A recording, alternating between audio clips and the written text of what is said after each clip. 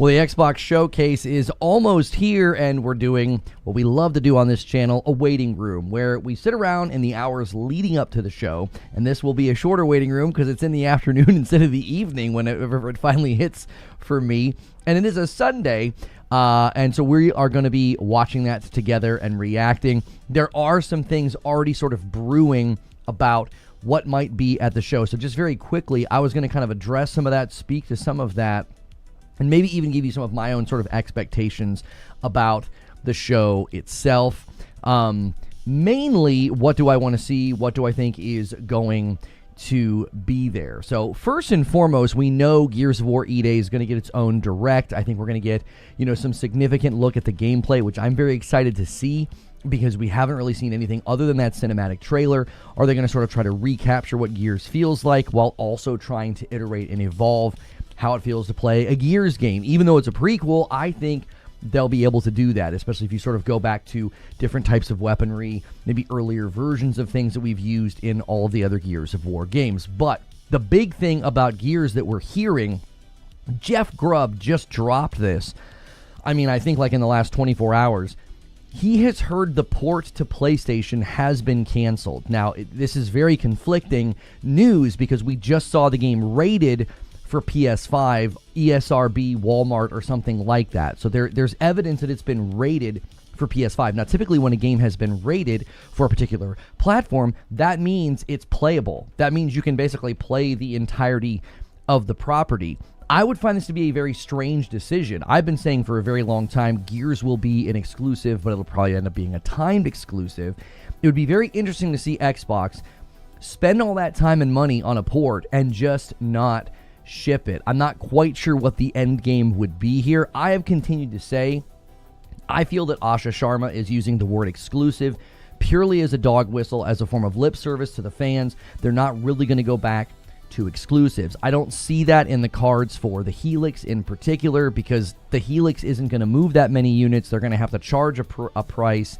They're not going to be able to subsidize it. Given everything going on with hardware and memory, I don't see them sort of circling back the wagons and being like, oh, well, if you want to play our games, you've got to come over here, especially because I don't see them walking back shipping games day and date on PC, which makes the exclusivity claim a little awkward. Like, if you really want to focus on exclusives, for the longest time we heard from people that, like, if the game goes to PC, it's not an exclusive anymore. So it'd be real interesting to kind of see the fans and, the pundits that ran with that walk that back or try to repackage that. It'll also be interesting seeing people who continued for the last couple of years to run with the narrative that, like, making games is too expensive. You have to put your games everywhere. To watch them sort of like celebrate, game companies making games for the smallest platform, like Xbox is, the smallest console footprint. Now, obviously, PC is very large, but a lot of these games, we know they tend to sell better on consoles. Now, Gears, I don't know. Gears may make plenty of money selling on PC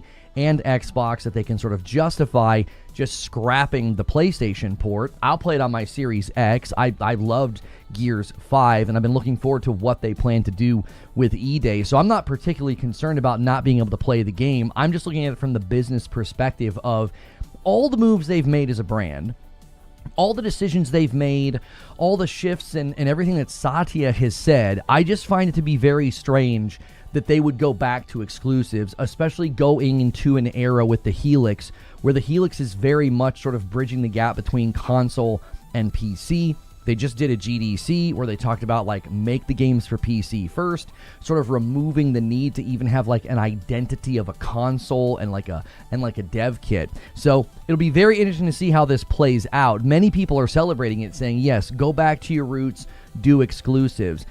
I, for one, am more concerned about the Xbox studios being set up to flourish as developers. If this helps with that, then I celebrate that. If it shrinks how many platforms they have to build the games for, and the game quality goes up in conjunction with that, I've always said it's easier for developers to build for a smaller scope of platform. You tend to get better games. I've pointed to PlayStation first-party studios games as evidence of this. They're always at a very high degree of caliber and quality, and then bringing them to PC later, I celebrate it because it's like, hey, it's a good product to take it elsewhere later. If shrinking the scope of these projects to just basically PC going forward helps those developers make really quality games. We know there's Elder Scrolls 6. There's a lot of big pieces of property in that catalog for Xbox. Well, then I celebrate that. Yeah, go ahead. But from the business perspective of like pushing people to buy your console, I don't necessarily know if this is going to drive people to buy the Helix, especially if it ends up being at a price threshold that many people are speculating will easily be above $1,000. People were freaking out when, PlayStation has their Pro at $900. I don't know if they're going to be lining up to buy what amounts as, a PC for your living room. Like, I want the Helix. The Helix is going to solve the problem for me. There's also the lingering question of whether or not Helix is going to allow Steam to be installed on it, which would make it a sort of closed walled garden PC where like you can only play Xbox Store games or interact with the Xbox Store as well as your backwards compatible Xbox library. So this news about Gears to me, I'm not surprised that they want to leverage Gears as an exclusive. I continue to say I think that's going to be them sort of resurfacing exclusivity. They're going to talk about this as going to be an exclusive, but I envision it being a timed exclusive. For Satya and the executives to greenlight scrapping a port entirely that seemingly is ready to go since the game was rated for PlayStation, ESRB, Walmart, I think that got leaked. If that's true, if that did in fact get leaked and it has been rated for PS5, the executives in Satya scrapping that is a very interesting decision. I don't know if Satya is giving Asha like a blank check. Like, yeah, just go ahead.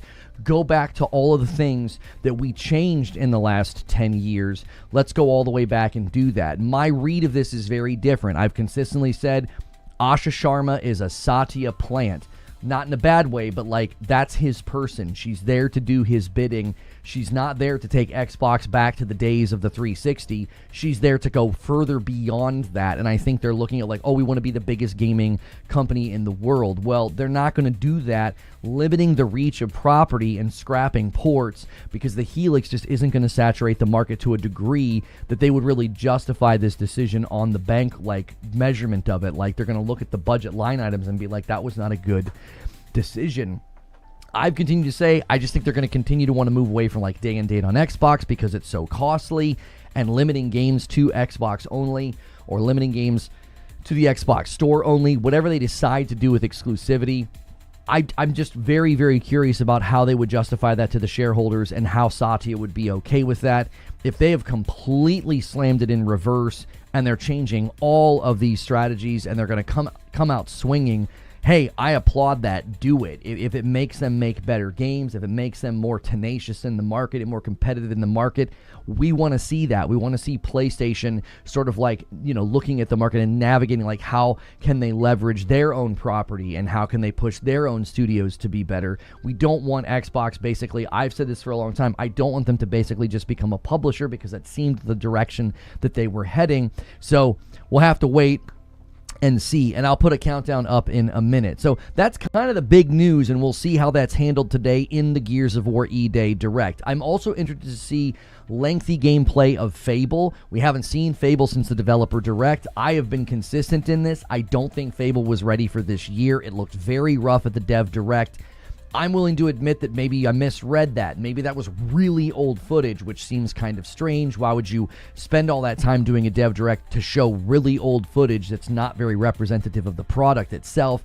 But maybe that's the best they had. I still think that if we don't see substantive, very polished, very good-looking gameplay at this showcase, I don't think Fable was ready for this year. People are like, well, it got delayed because of GTA 6. I think that is a convenient excuse. I think that's a very convenient way to be like, oh yeah, y'all know GTA 6 is kind of crazy. If you go back and watch that Dev Direct, I think if you watch it with just zero bias, zero fandom, just watch it and break down all of the ways we break down trailers and gameplay, you will see all of the warning signs that it looked very, very much not ready, because that was a game that conceivably after Developer Direct was going to come out in 6 to 8 months. That's a very small window of time. That's usually when you're polishing and doing like quality assurance, not making sure that the combat in the open world looks good. I mean, they didn't even show us open world gameplay, like riding a horse for 10 yards and immediately cutting the camera. I would love to see more Fable for that reason. Now, we're also hearing that Doom the Dark Ages has a DLC that is about as big as a sequel, according to one of the guys that was working on it, or one of the people from the company. I'm not quite sure who said that. I was watching, I forget who I was watching. Oh, the guy that does the content, and he's sitting at a desk, and it's all hand-drawn.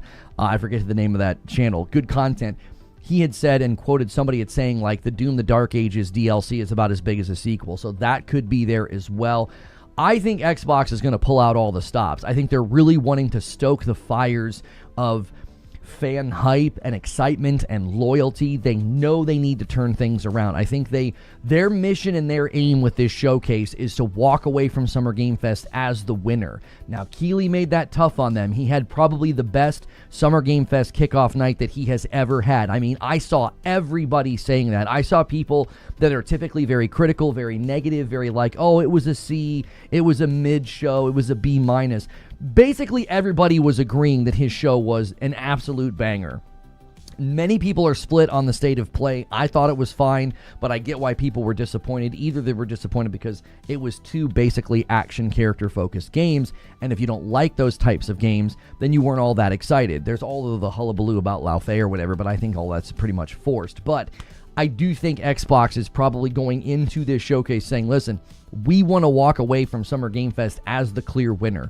We want to absolutely pull out all the stops so that all the headlines, all the hype, all the podcasts are basically saying Xbox won, Xbox crushed it, Xbox was the best showcase at the State of Play. So I envision big things being here. Lots of stuff from, maybe Fable, Doom the Dark Ages DLC, and they're probably going to, circle back, fixate on Forza 6 because it is doing well, and it's seemingly people are enjoying it. It reviewed very well.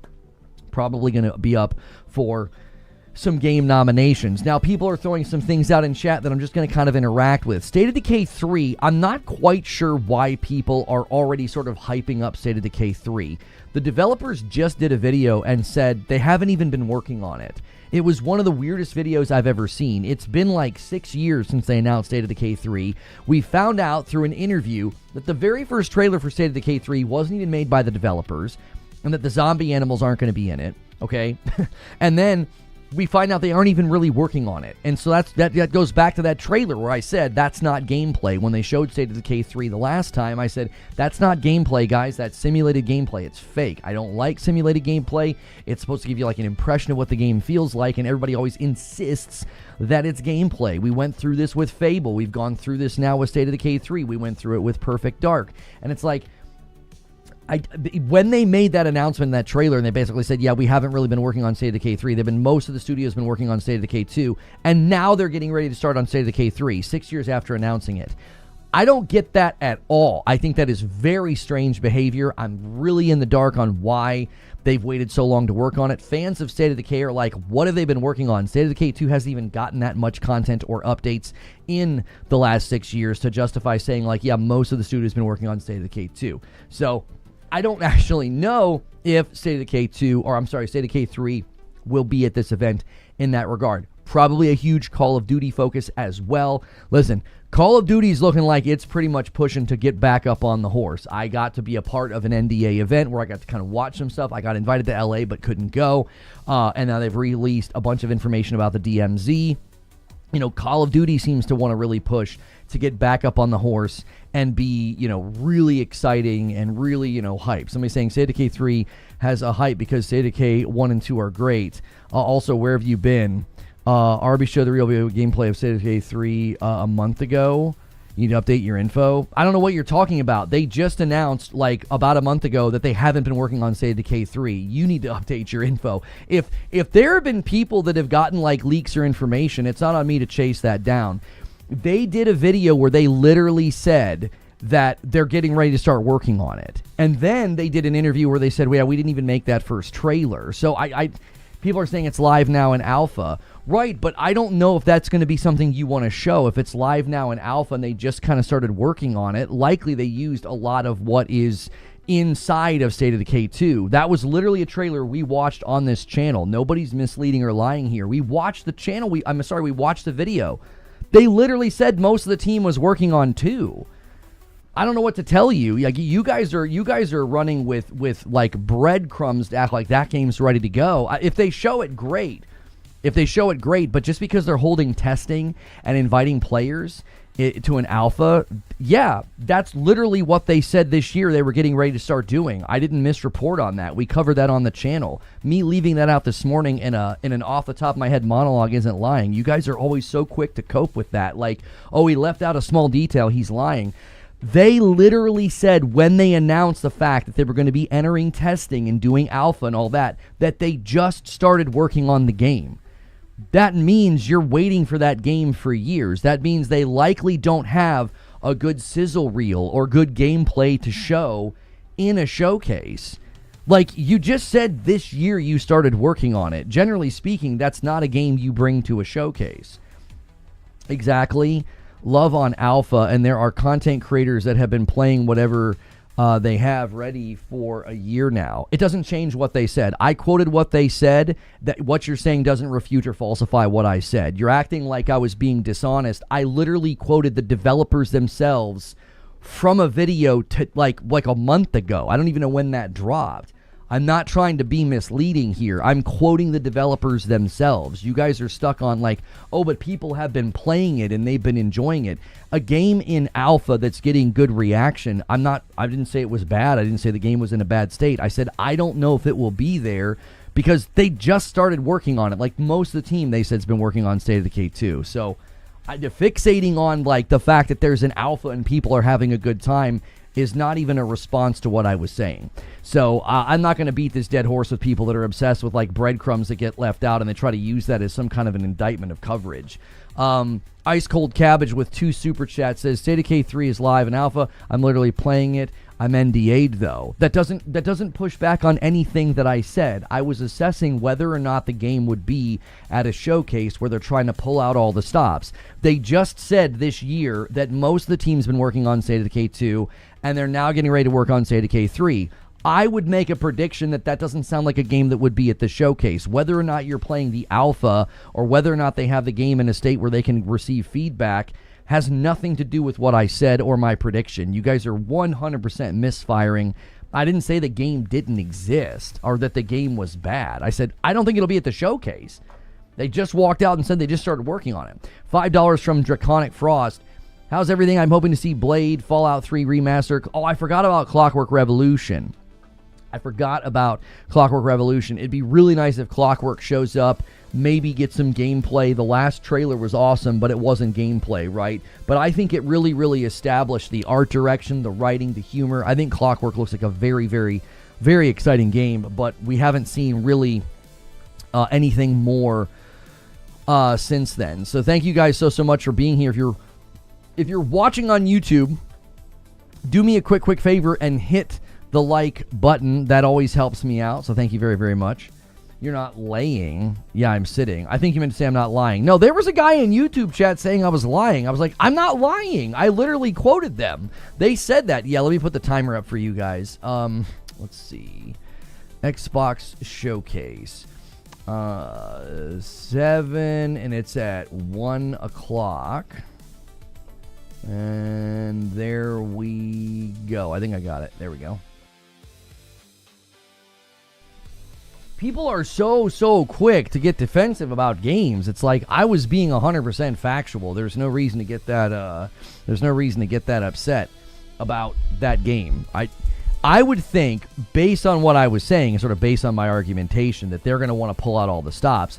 If they show anything at this event, I think they're going to want something substantive to show. Now, obviously, Xbox has a history of showing hyped up cinematic trailers for something that's nowhere near to coming out, as they've done with State of Decay 3 in the past, or things like the Perfect Dark trailer, or all those Fable trailers that people insisted was gameplay, and it clearly wasn't gameplay. It was simulated. They were giving you an idea of what gameplay would look like, because now all the gameplay they have shown us looks nothing like the gameplay from those, the quote-unquote gameplay from those trailers.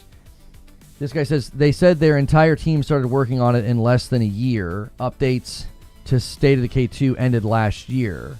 So an event, since then, all hands started working on the game. Man, oh man, you're really having a hard time putting sentences together. Listen, they said this year that most of the team has been working on State of Decay 2. When I hear that I translate that as you're now getting ready to shift into full-on production of State of Decay 3, which means we're still a couple of years away. It was just weird to hear after 6 years. If that's not weird to you, so be it. But when you cover game announcements for a living, there are oddities that are going to stand out. And a game that got announced 6 years ago saying, yeah, we haven't really been working on it, was just a weird thing. And then to find out that they didn't make the trailer either, that was also kind of weird. It was like, wait, what? You guys didn't even make the trailer and the zombie animals aren't even going to be in the game? Like, what was the point of that initial trailer then? Again, that's always the concern with an Xbox showcase is, I've said, you guys have too much property, you have too many games, right? You have way, way too many games to be doing this. We don't need trailers for games that are coming out in 7 years. We don't need cinematic trailers or roadmaps. Just use the games you've got coming. You've got good stuff coming. Gears. Gears could be amazing. We haven't seen it yet, but the Coalition usually does an excellent job, so I'm pretty confident that that's going to be a good game. And beyond Gears, they have a lot of property they could pull out. Doom the Dark Ages apparently has a DLC that's like the size of a sequel, according to them. So pull up the interview. I'm not pulling up the interview to prove something to somebody that's going to be willfully ignorant about it. You're informed but not informed at the same time. Like, yes, if they're doing testing, that's great. That's not what I was talking about. If they didn't make the trailer that laying, yeah, again, man, you're having a hard time. In your opinion, when do you think State of Decay 3 will be released? I don't know how fast the team can work. I don't know how much of the game they're going to build on the second game. That's always an advantage with a sequel. Sequels can build on previous games. Like if you look at the time between the two Horizon games or Spider-Man or God of War, you can see, oh wow, sequels can come out a little bit faster, right? So if they enter full production and they have a lot of State of Decay 2 that they can sort of build upon, they could get it out, I would think, in like 2 years. That would be pretty fast. It would also be crazy to think that like 8 years from the announcement it finally came out. My concern, and that I don't want this to happen, I don't want like Xbox leadership and Xbox executives being like, it's been too long, just get the game out. If they need 2 more years, give them 2 more years, right? Like, don't shove it out next year if it's not ready. Now, a game like that could certainly, I think games like State of Decay and others can benefit from early access. I think early access is one of the best things for some games to leverage, especially if you're going to be doing any kind of like an ongoing component or like roadmaps, updates, gameplay meta changes, things like that. Whenever you're dealing with a game where there's like people playing together, I think sometimes early access could be, I think, one of the best things to leverage. You book tickets that include Continental State. Okay, good. All right. Well, hopefully we see you soon then, Derek. So the main thing to think about is if they need that time, they need to be given that time. The second State of Decay took over 5 years to release. But again, sometimes when you're building on previous systems, a game can come out faster. And in this particular time, we don't know how much they've done. We know the game is in a playable state if people are playing an alpha and providing feedback, right? If it's in a playable state and people are providing feedback, maybe it does come out next year. I don't know. I don't know how fast this team can work, right? I don't know what their efficiencies are. My thought would be 2 years. If they just entered full production and they've got an alpha, they would do some beta next year. Now, maybe that would mean they do some beta testing next year and it comes out like fourth quarter. It comes out like October or something. So late next year or 2028 would be my guess. And I'm just basing that on what they said. Like, if people are playing it right now and providing feedback, that's awesome, but we're halfway through 2026. So it depends on how quickly they move from alpha to beta to 1.0 in their own testing. Sometimes you encounter lots of problems. Sometimes you encounter setbacks, things like that. This old boomer is looking for the return to roots with Gears and Halo since Destiny has ended. I hope it brings it. A $2 super chat from Draconic Frost. Do you think Blade will get a 2027 release? I don't even remember the timeline now. I feel like the last time they talked about it, they were like, oh yeah, it's still very early in development. $5 super chat from Illuminati. Jeff just broke the news. Asha scrapping Gears to PS5. Then Walmart and Peggy got the information before this decision, and they need to update if true. I included that in the show open. We have conflicting information now. Jeff Grubb is claiming they completely scrapped the port, but now we're seeing like Walmart and Peggy, it's been ESRB rated for PS5. Now, when a game is ESRB rated for a platform, that means it's in a playable state.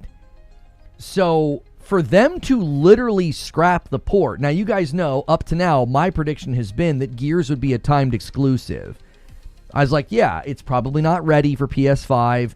We're hearing rumors it's going to be an exclusive. I was like, yeah, they'll probably bring back the word exclusive, but it'll be timed. To completely scrap a port is a big deal. I'm really having a hard time seeing why Satya would allow for that. Satya doesn't like exclusives. Satya wants games everywhere, and you're going to take something that has been paid for and built and not ship it? I don't know. If they're wanting to go back to exclusives, I would love to hear an earnings call where they explain why. Satya told shareholders multiple times that this was the direction that they were going. The CFO told earnings, people at like a Wells Fargo summit that this was the direction they were going. If they're throwing it in reverse, they're going to have to explain to the shareholders why they're doing that. Because they're going to make less money on those games. I mean, that's they know how much money they can make on their games, right? They made money, big money on Forza and Sea of Thieves and games they took over. It's their choice. I was unaware of that. Thank you, Incredible Black. You always bring such insightful, comments. Yeah, I'm saying it's their choice, but the shareholders are going to want an explanation after being told the literal opposite for the last 2 years or more. Anthony with 34 months. Thank you so much. And Dryad Sons with 24 months. Anthony says, Lono, thanks for putting in the OT. What a time to be a gamer. Can we start a new goal? Oh, you're right. Hang on a minute. Hang on. Reset all progress. And then we need to go like that. That's the first 2. Thank you for reminding me to do that. It is the beginning of the week. So if you guys go crazy today, you're going to really jumpstart the week. Dryad Sun says, I'm excited for Halo Campaign Evolved. I'm sad there is no multiplayer from what I've heard. Yeah, there is no multiplayer. Scrapping the PS5 version of Starfield went so well, they figured they would try it again. I'm sure they knew ahead of time. How could anybody know ahead of time if the game was being built for PlayStation 5?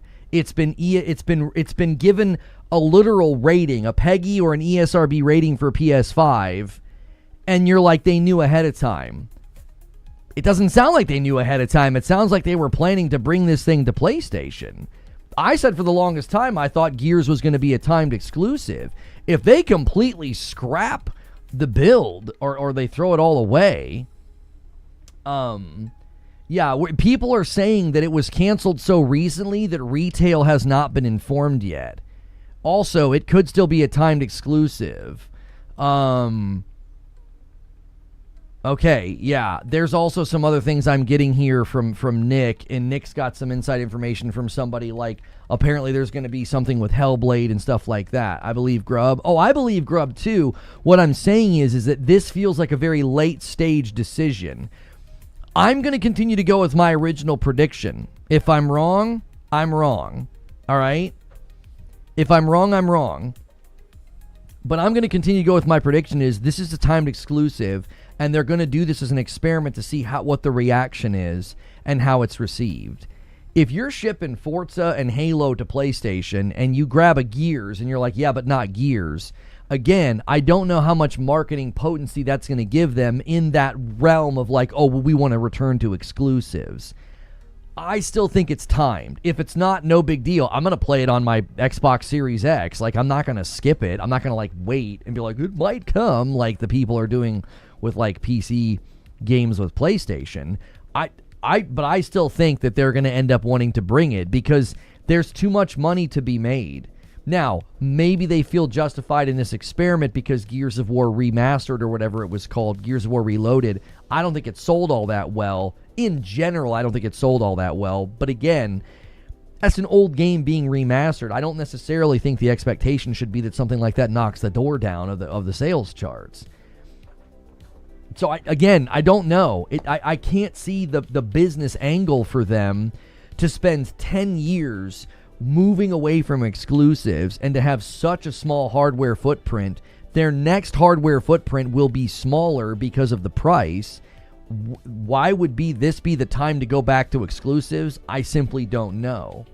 I also would love to know, and this is going to be a really great thing to receipt pull people on, everybody kept insisting that PlayStation no longer had exclusives when they were porting their games to PC.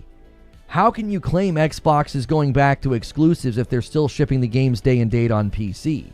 Now, I can maintain my consistent position here. I always said, if a game goes to PC, but it's an Xbox console exclusive, I always continued to call that an exclusive. I said, Starfield's an exclusive. Well, it's on PlayStation now. But prior to being on PlayStation, I was like, that's an exclusive. I don't have to change my position. I don't.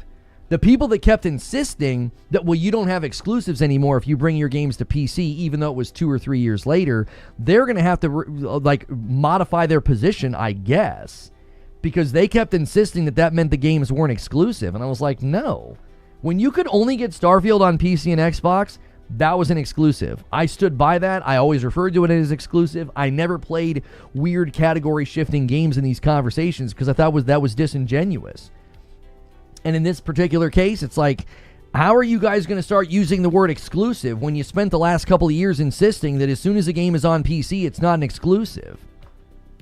You're going to go back to using the word exclusive for games that are also on another platform? Like, you see what I'm saying? Like, that's why I told people, I was like, when you're inconsistent in your position like that, you paint yourself into a corner.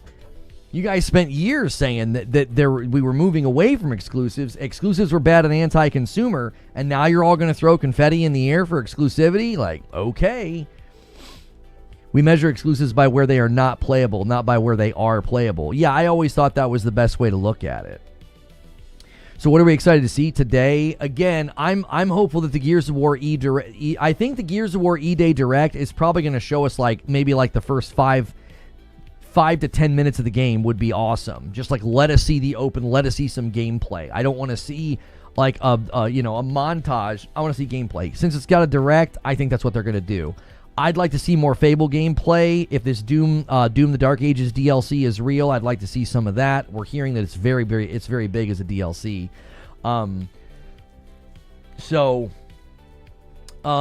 are some of the other things? Clockwork Revolution. I hope we see Clockwork Revolution. That one is one we haven't seen for a while. If you guys are watching on YouTube, do me a quick favor and hit that like button. Get us to 200 likes. There's a lot of you here already. You have one expectation, that's Persona. Yeah, we're hearing Persona's going to be there. I think that's been rumored in a couple of places, at least I've seen.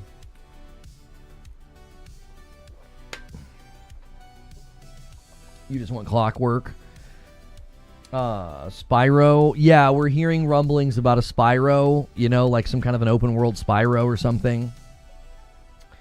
Windows is bad, everyone knows it. If there was another operating system that was easily accessible to gamers, Windows would be dust. Well, I mean, the Steam OS could certainly come in and shake things up with the Steam machine. I think it's going to be hard for them to shake things up because, unfortunately, they've... And Creature, if you're here and can hear me, I'm getting errors on the email. I don't know if you're doing server maintenance or something.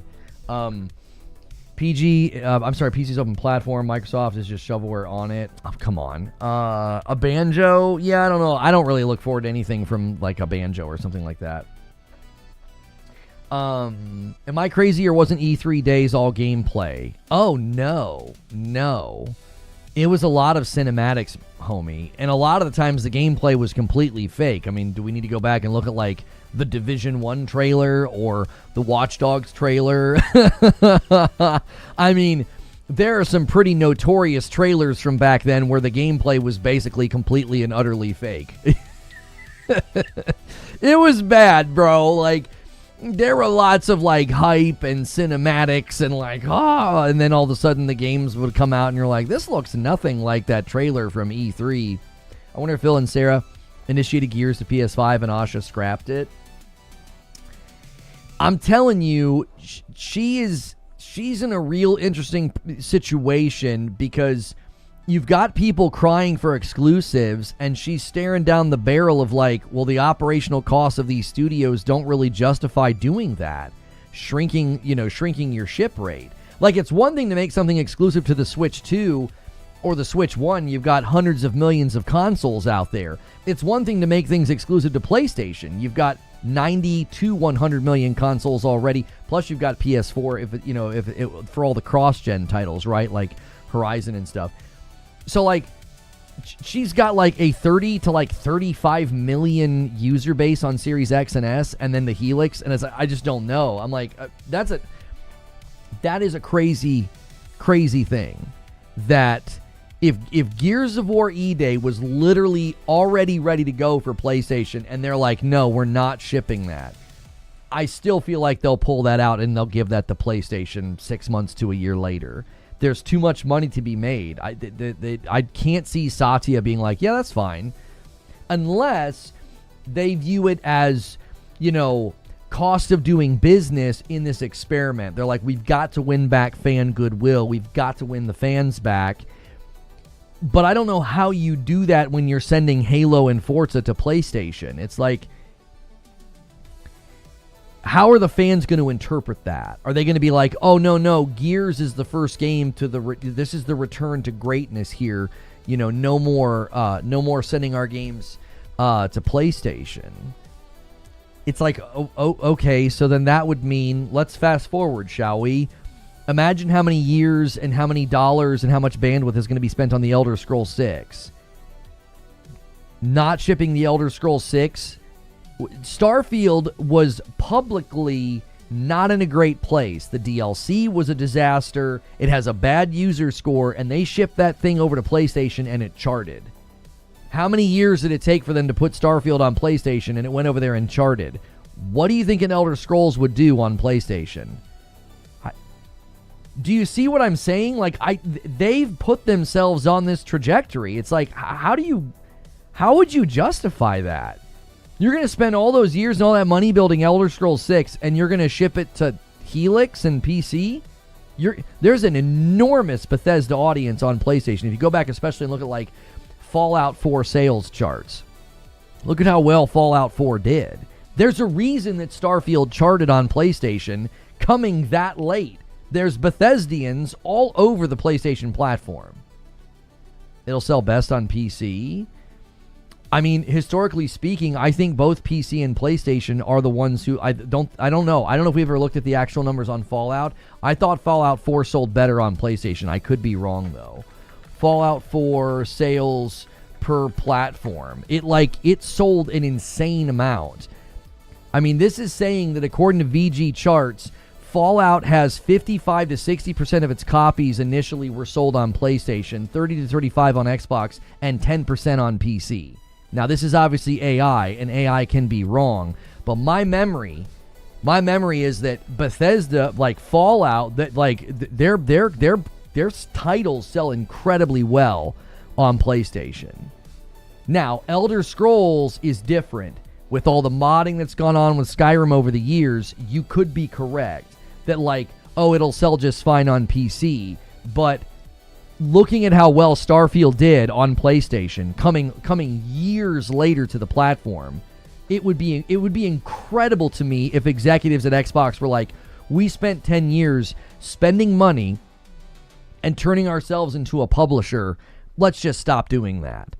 After they've made so much money on games like Forza and Sea of Thieves and Starfield, sending them over to PlayStation. I'm having a very hard time seeing Microsoft. Keep in mind, I'm talking about Microsoft here. I'm having a hard time seeing Microsoft executives being like, yeah, that's totally fine. You don't need to ship to, 100 and something million sized user base over there. PlayStation has like 130 million MAU record recently that they hit, like 129 or something. Not shipping a Bethesda game over there. And I'm not even a big Elder Scrolls guy. I'm not sitting here like, oh man, I really hope they bring it over here. That's not the concern. I'm looking at the business side of it. Like everything that Xbox and Microsoft have signaled tells me that that's just a non-starter with the executive C-suite. They're not going to be okay with that. Starfield sold better on PC, didn't it? I mean, if you're going to compare Starfield's PC sales to PlayStation sales, that's a false comparison. I mean, it was years later. That would be like arguing, well, PlayStation games sell better on PlayStation versus PC when you have to wait 2 to 3 years to buy them on PC. I mean, that's a terrible sales comparison. Now, if it sold better on PC versus the Xbox console, that's not surprising either, because the number of people that were able to play Starfield via Game Pass, that's not going to count as a sale. So I don't know if we've ever been given a sales breakdown of Starfield, but of course it sold better on PC. PlayStation waited multiple years to get it. It still charted, is the point that I'm making. It was up there on the sales charts. I'm telling you, Microsoft is in the room. Microsoft is in the room. And you're expecting them to be like, no, yeah, that's fine.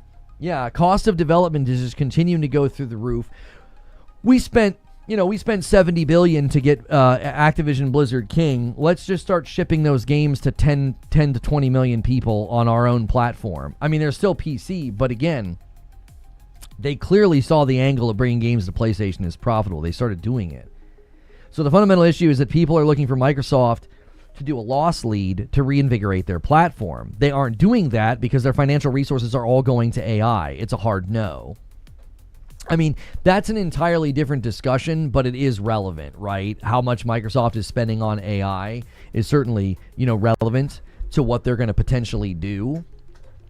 So from where I sit, if they're doing an experiment, if Asha's like, let's just try it with Gears, right? Let's try it with Gears. Let's cancel the port to PlayStation, okay? Or let's just see what happens if we don't say anything about PlayStation and we let the rumor mill do the rest of the work for us. If it's an experiment, I don't think the results are going to convince them that it was the right choice, right? Like, PlayStation did an experiment bringing their games to PC. It went great, and then it didn't, so they stopped. I can't see spending all that money to build Gears and having a port ready to go and canceling it. I can't see executives at Microsoft being like, that was so worth it. Like, what do you think's going to happen? You think it's going to reinvigorate console sales for the Series X and the S? I don't think so. I don't think Gears has that level of market potency to like suddenly reinvigorate console sales for Xbox. So what exactly is the result going to be here? It's also another game you're going to be able to play day one on Game Pass. What happened to Call of Duty when it was day one Game Pass? They lost a bunch of money. Where do you think this experiment's going to go? Where? I think it goes in the direction of like, yeah, that didn't do anything. Go ahead and send that port over to PlayStation, 12 months later.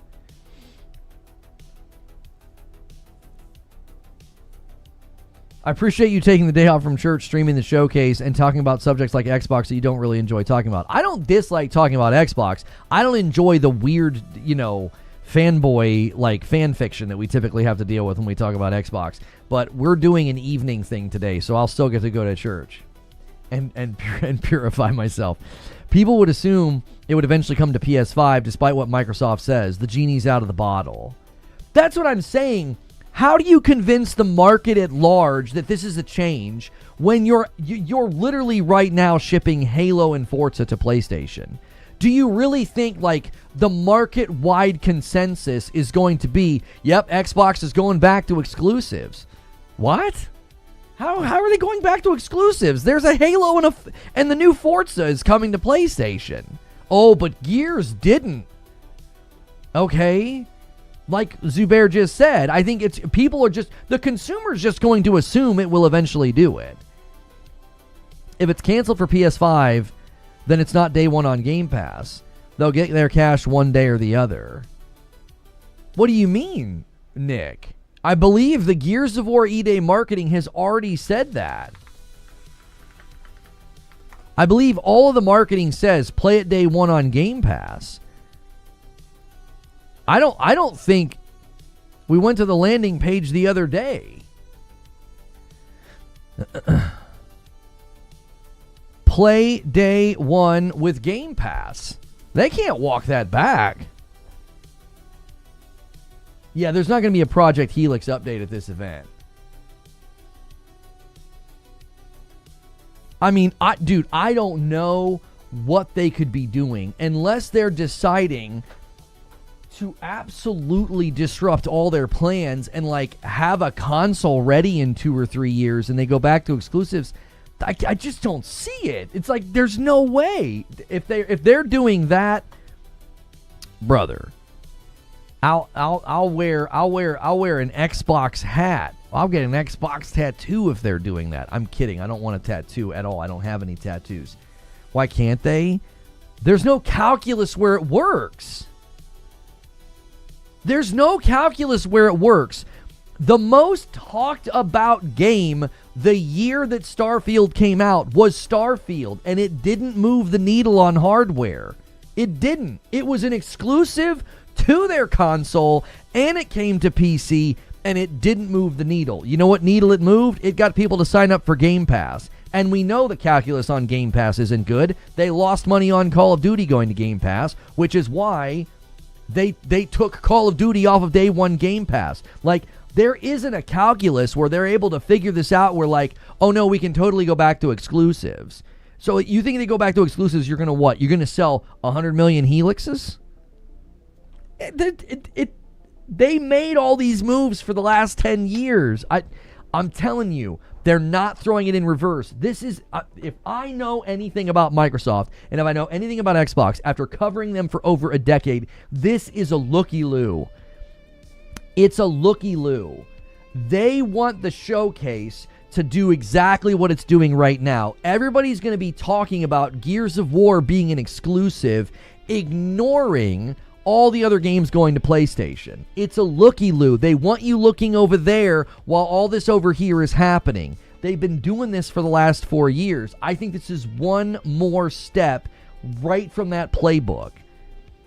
They are masters at this. They got their fans to celebrate a price increase on Game Pass and losing Call of Duty on Game Pass. That was celebrated. That was an inflationary price increase. Everybody increased their prices on their subscription services by $2 or $3. Xbox did it, but they just did it with price anchoring. So everybody celebrates a $3 price increase on Game Pass while losing Call of Duty. That's how good these guys are. They are the kings, and I'm telling you, that is what this is.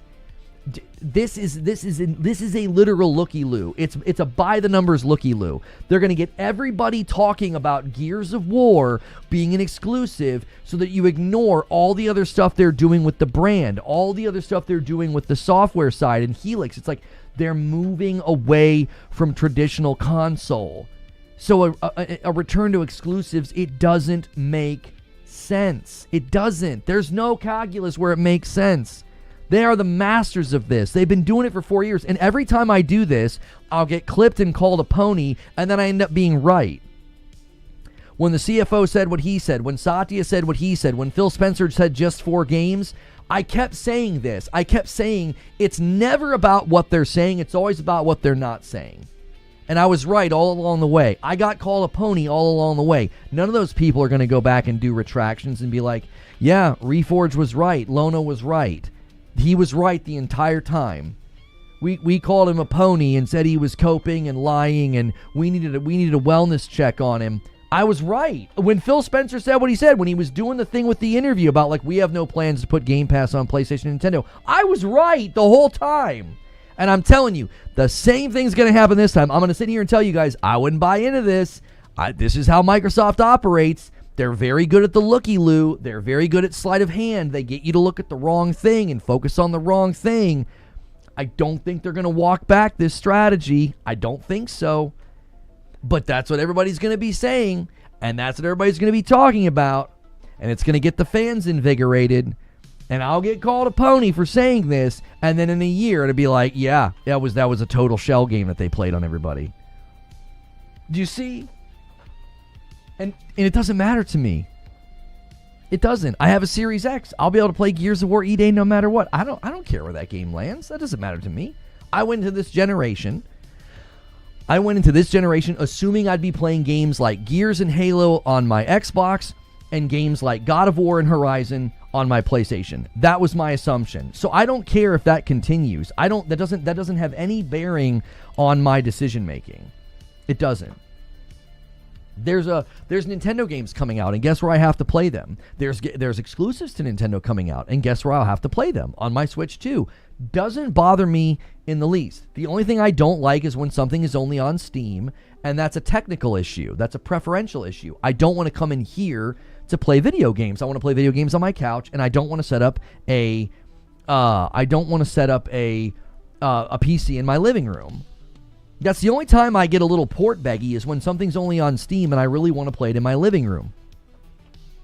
So, in this situation, what I'm doing is just business. I'm analyzing the business, and I'm like, I don't see a future where they walk all this back. This feels 100% like a by-the-numbers Microsoft looky-loo. That's what I think this is.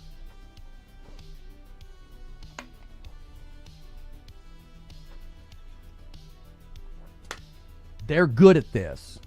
They are the dadgum masters of this. Look what's happening. Look what's happening. Look at the runway to the showcase. You think this is all an accident? Do you think this is all an accident? Asha Sharma does an interview, throws around the word exclusivity or exclusives. She's super vague and makes no commitments. And then all of a sudden this happens. So what are we all doing in the lead up to the Xbox showcase? What's the narrative? What are the headlines? Xbox returning to exclusivity. And I think it's a dadgum shell game. Or maybe not a shell game. I think looky-loo's the right one. I think they're getting you to look at this while all this other stuff is happening. I think that, Forza and Gears and Halo all going to PlayStation is just like, well, if we pull one out of the mix and we don't send it over there right away, we can get everybody to talk about that and get people to not talk about the fact that some of our biggest titles ever, some of our biggest franchises ever are going to PlayStation. So I think Gears of War E-Day, I'm going to stick with my original.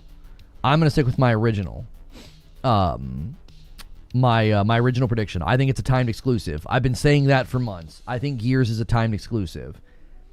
And I think they're going to leverage the word exclusivity. I said this when I interviewed Colin Moriarty, and I said it weeks leading up to the time that I got to speak with him. I said, I think they're going to bring back the word exclusive with Gears of War. I think they're going to do that to get everybody thinking, oh, we're so back. We're so back. This is a return. And I think it's a total game. I think it's a total game that they're playing. I don't think it's genuine. New Ori game would be awesome. Well, Moon Studios is deep in the throes of getting 1.0 No Rest for the Wicked ready, so probably not. Lono, even if you're 100% correct, any Xbox guy that cares enough to speak on it doesn't care if it is what you're saying. They will take anything over nothing. Well, here's the thing. Because Incredible Black's like saying, if it's not, then what? If they go back to their roots with exclusives, then I'm very curious what they plan to do with hardware. Because I don't think exclusives jive with the Helix. The Helix is too expensive. They can't subsidize it, and it's mainly meant to appeal to like more enthusiast level gamers who are like wanting like a PC for their living room. The Helix does not feel like it's there for your sort of like your everyday gamer, like the guys that bought the Series S, right? Series S and X were, if you look at the Series S outselling the X, some of that's because they weren't making as many X's. Some of that's because your everyday gamer is like, oh, it's affordable and I've got Game Pass and kids. Series S is a great solution for that. You just shoved all those consumers away with Helix. They're not going to, that guy's not buying a Helix, right? Casual dad gamer, Tim, Tom, John, who bought a Series S so that they could like throw Game Pass on their living room television. They're not buying a Helix. They're not. You say exactly? Exactly what, though? So tell me what you think they're doing. You do some business analysis. If you don't agree with me, do some business analysis. What do you think the trajectory for the brand is? Let's just hypothetically say they're absolutely throwing it in reverse and they're going to be doing exclusives again. So Elder Scrolls is an exclusive, not going to PlayStation. Okay? What are they doing then? What's their strategy? What's their end game? What are they trying to do? I want you to tell me what you think they're doing if they do that. Because Series X and S are coming to the end of their gen. They are. In the next 2 to 3 years, I mean, you're already seeing Series S really, really rear its head. Lona, did you see my comment before about Windows Store exclusives fighting Steam and not Sony? It does make sense if the goal is to make the Windows Store the place to buy Xbox exclusives. It's a tool to fight Steam and not Sony. They're in for a rude awakening.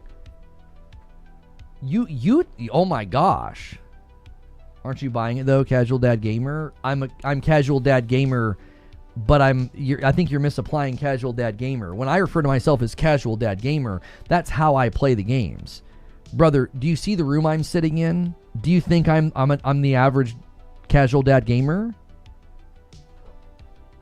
Do you think the average Casual Dad Gamer is sitting in a room with tens of thousands of studio equipment and all of this?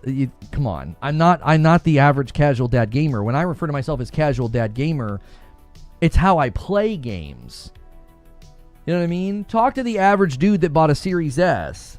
He's not sitting in a room like this. This is literally my job.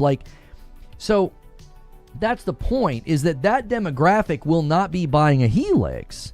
So that again begs the question, if they're going back, if we do like a thought experiment, and we're like, yep, they're going back to exclusives.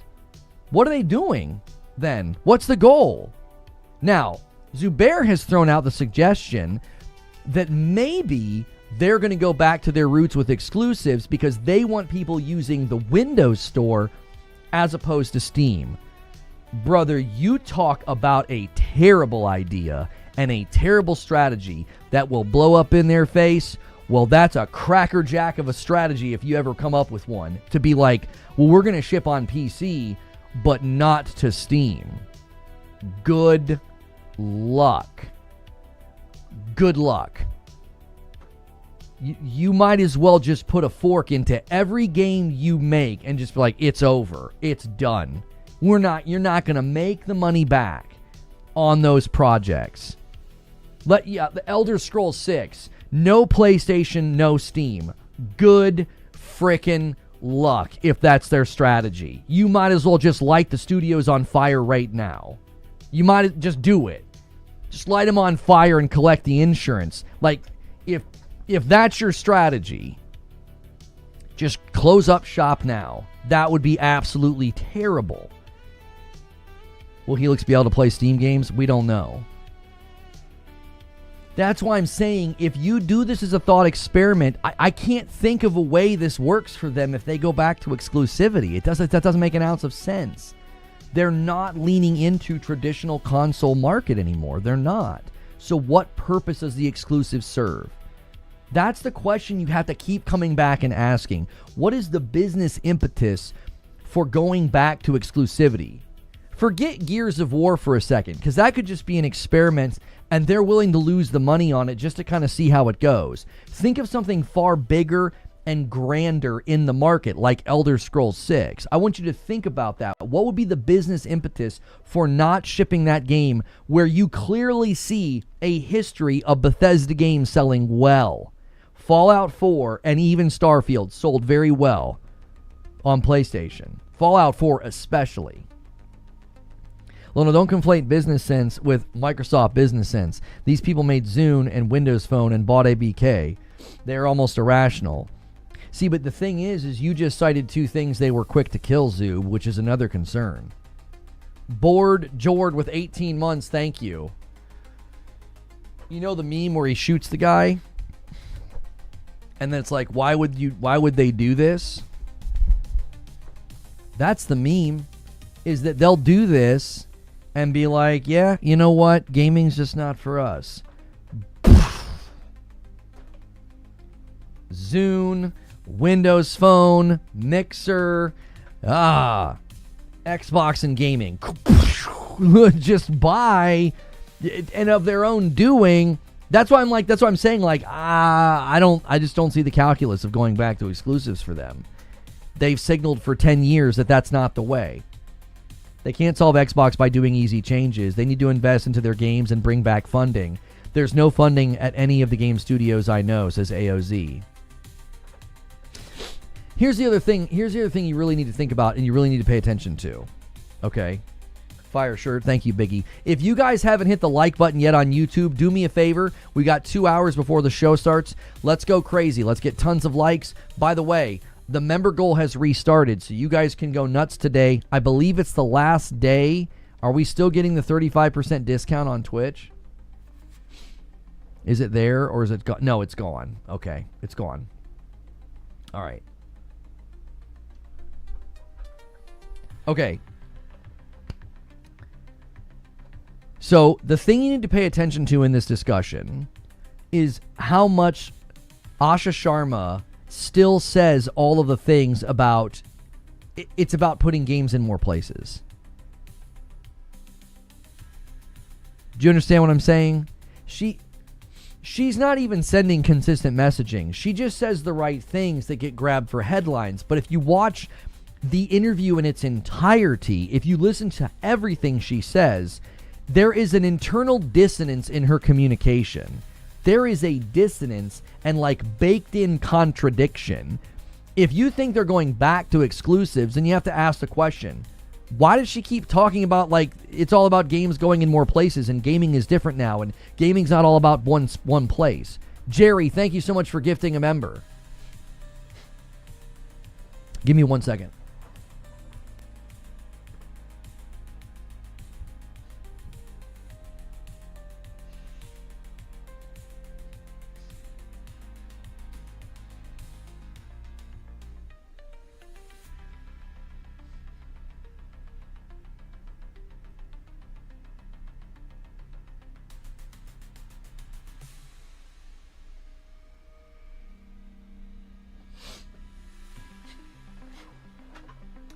Sorry, I thought I was going to start sneezing. Okay, so yeah, the internal dissonance in her conversation. So case by case, says 187. Okay,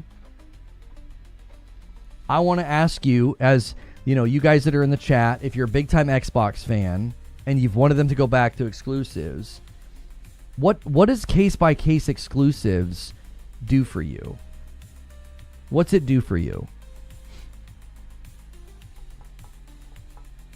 Now, if you say, this is probably the best thing. If I was a big-time Xbox guy still, what I would say is, well, it gives me a reason to keep the hardware. It gives me a reason to stay in their circumference because there's going to be games I can't get anywhere else. What's it do? Confuse your customer. Right. That's like the best response I can come up with, is if they're like, if we do case by case... Yeah, I'm like 10 yards down the logic on this already. Hang on, because now I'm thinking even this. Yeah, hang on a second.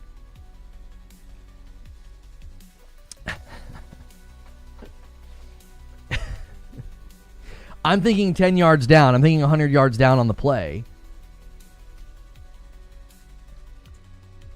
I think I know what they're doing. I think they know people are leaving and they want to slow that down.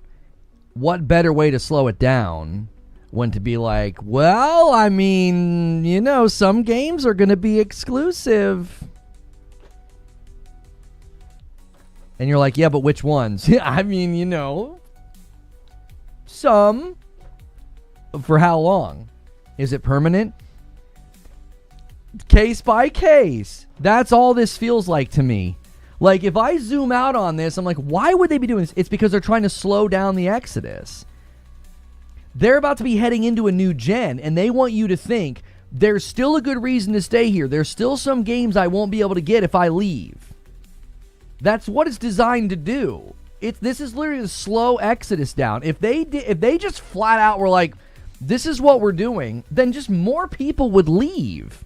Because why would you stay if you can get Wolverine and you can get Gears of War on a PlayStation? You'll just get a PlayStation.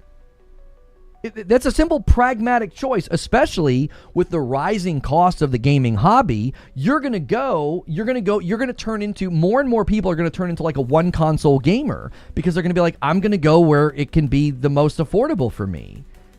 So if I can get Wolverine and Gears of War E-Day in one place, well, that's where I'm going to go. I'm going to plant my flag over there. But if Xbox is like, but some games might not go over there. Which ones? Oh, I don't know. Case by case.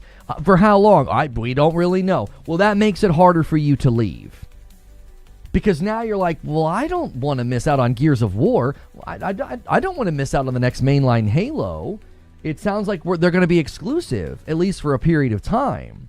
That's what I think this is. I don't think it's them returning to their roots. I think it's, we have to make it hard for the most loyal to leave, because there's still a lot of them. There's like 30 to 35 million Xbox consoles in circulation. However many millions of those people are on Game Pass. They need you to stay in that funnel. You're generating money for them. And a great way to make it hard for you to leave is to be very vague and to be very like, exclusives, we're going to handle it on a case by case. We have to make the right decision, blah, blah, blah, blah, blah. And then you walk out with Gears at your showcase in the wake of her saying all these things, and you're going to return that terminology to the ethos. And then everyone's like, oh, yeah, dude, I'm staying. I'm back. We're back. I can work with times.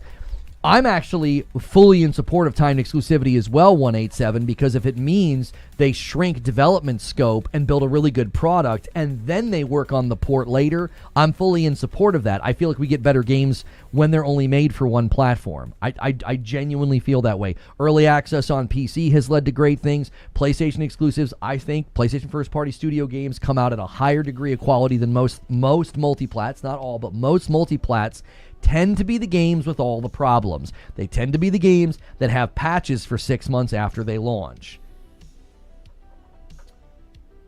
Over here, Lennon on Twitch says, I have no problem with Microsoft trying to make Xbox more competitive. If that means everything is exclusive again, cool. Just make the system affordable and the OS work better. I mean, the OS working better is certainly in the cards. I think they know they have to compete with Steam OS. They know that. You can't be selling a Helix to people, and it cannot feel like, Windows bloat in the living room. That would be a massive turnoff to people. They 100% have got to trim that down and make it feel better. They know they have to do that. You can't have people buying Steam Machine, interacting with Steam OS, and then seeing comparison videos and the Helix and being like, oh man, Windows bloat is still here. They know they have to solve that problem. If there's one good thing that will come out of this for Microsoft specifically and not gaming, is that Microsoft is really going to have to buckle down and make Windows better. Because if they want to be relevant in this space, you can't have an operating system that frustrates people and runs like garbage, because then it becomes associated with your product. It's no longer a tool that's sort of like in the background of your workday or in the background of you trying to send some emails or watch some Netflix or something. It's becoming, they're going to make it synonymous with what they do in gaming. Doesn't random reinforcement condition a response faster than predictable reinforcement? Pigeons will peck a button more if it's random. I'm not sure. Is your observation, Zubair, that this being random will make it so people stay? You know what I mean? Listen, and can I say something? Total sidebar here. Can I just say that I just want to give a shout out to Jez Corden, because I thought that picture that circulated and the comments that people said that was just absolutely disgusting. The way that he was talked about and treated, and good on him for taking it in stride and saying, "Hey, I'm working on this." His weight's fluctuated over the years, and he's working on it. And I wish him all the best. I hope he continues on his journey and gets to a really good and healthy place get your sleep schedule worked out, Jez, and then come on the show. He's had an open invitation to come on the show for a while. I really think that it's been good to see people rally around him and say, hey, this was nasty. This was completely out of line, the way that people acted and talked about this. And he's taking it like a champ. He's saying, hey, man, I'm big and I'm trying to make it right. I'm trying to get into a better place. So the people that were gross about it, I think you really need to evaluate how you talk about people and how you treat people. So I was glad to see that, and some people were funny. Some people were not being hateful and being funny. And he obviously thought, some of the comments were pretty hilarious. But it got nasty. And so I thought it was good to see people kind of rally around him. It doesn't matter if you bleed green, blue, or red. When you attack one of the game media members, everyone will have your back. Yeah, I thought it was good that people kind of showed some solidarity and support for him. Because there was no need for people to be that way. Lono, is Sony multiplayer live service games going multi-platform? What if Microsoft tries to do that, or is that not possible? I'm not sure what you mean. $2 super chat from Daniel. You need affordable console for exclusives to work. Yeah, that's right. Like, I do. I think exclusives don't really function when you have Helix in the market at, let's just say it's like $1,200. Exclusives don't work in that equation. Oh, that's the only place I can play Elder Scrolls? Oh, yeah, sure, yeah, here's $1,200. I don't think Jeff meant any harm. He disabled comments within a few hours. He probably feels bad. Yeah, I don't think people thought Jeff Keighley was being mean with the picture. I'm like, what do you mean? Like, he was taking pictures of a meetup. Like, that, you know what I mean? What's he supposed to do? Not take the picture? Like, or not post the picture? People are like, oh, you shouldn't have posted this without his permission. I'm like, you're a public figure at a public event. That's not really a thing. Like, hey, can I post this? Like, what do you mean? The internet being nasty was not, that wasn't on Jeff.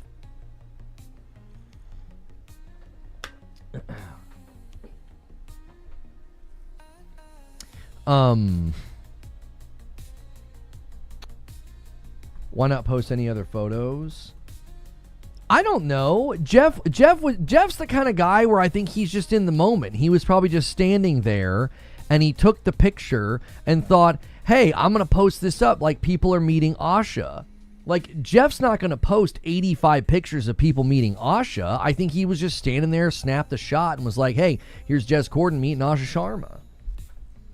Have you talked about the marathon numbers Steam charts versus D2 over the free-to-play weekend so far? Oh, yeah, it's Sunday. I haven't really paid much attention to it because I just don't really care about marathon. I've had other things to do, like cover, showcases and events.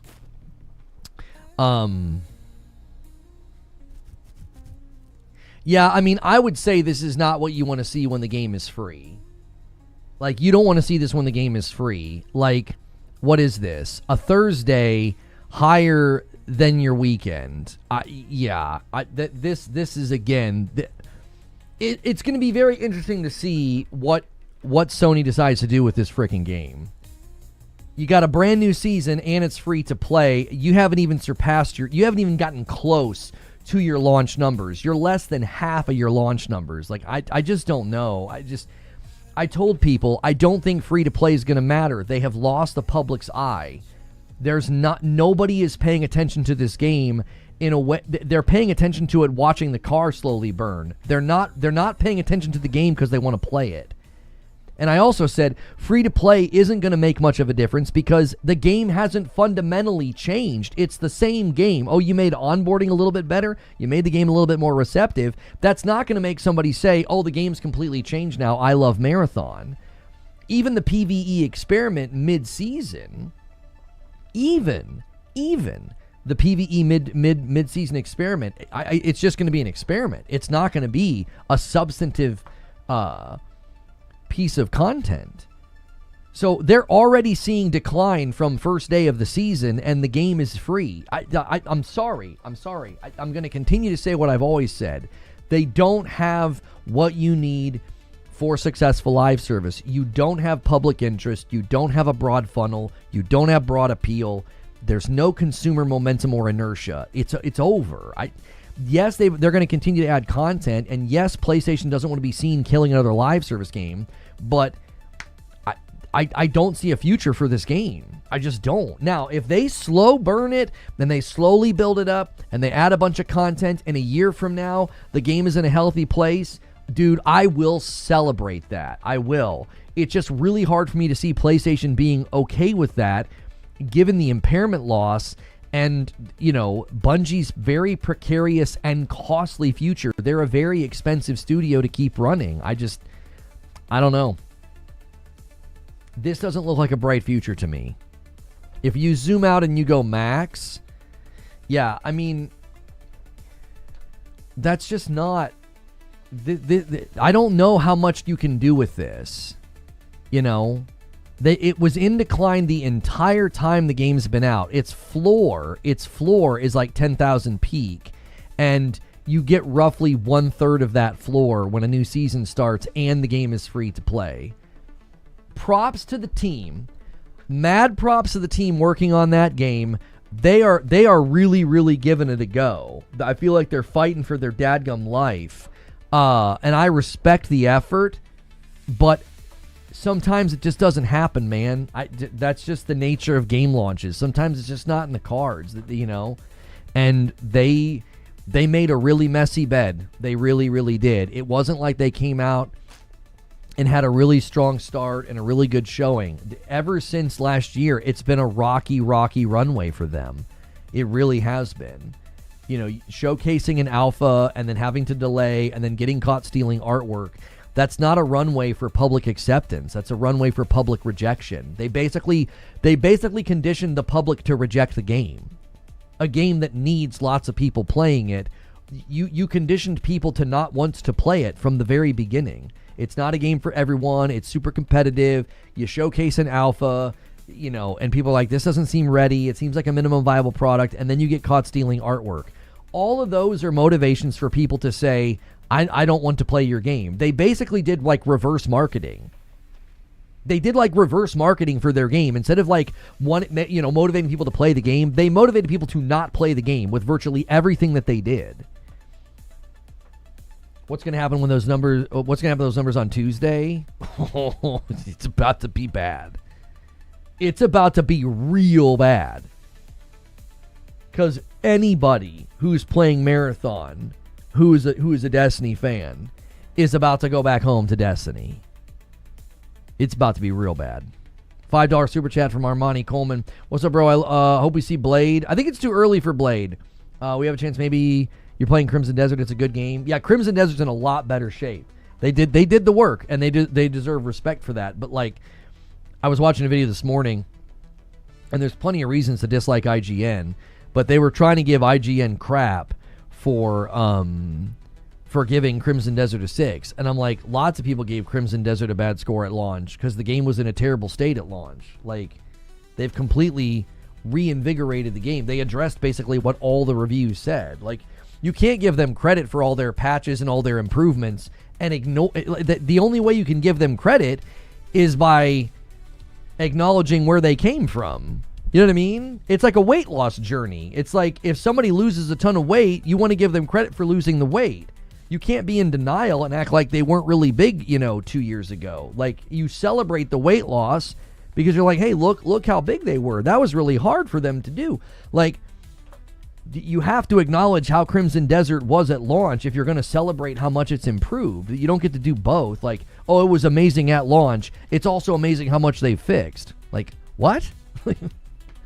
that doesn't work. So I'm glad the game is improved, because a lot of people bought it, especially if you buy it on console, and you were kind of stuck with it.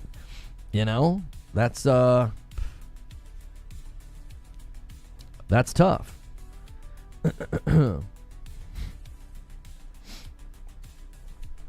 Everyone except Mylan, apparently, he's going to be over there at Marathon by himself. Good for him, I guess. Unban the man, the clock is ticking. Yeah, I mean, we have to make a decision about what we're going to do that day. I still don't know. We'll probably have to discuss that tomorrow in green room because I still haven't decided what I want to do. I'm extremely conflicted. Even streaming last night, Destiny 1 with Madam, I don't know. I was not vibing. It was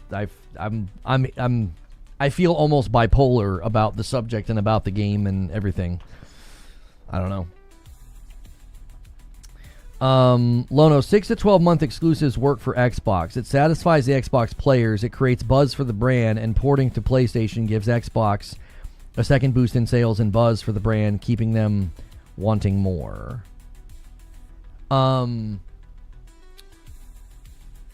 Here's the thing. I don't disagree with you, Illuminati. I've said for a while that timed exclusivity, might be how they kind of return to the word exclusive.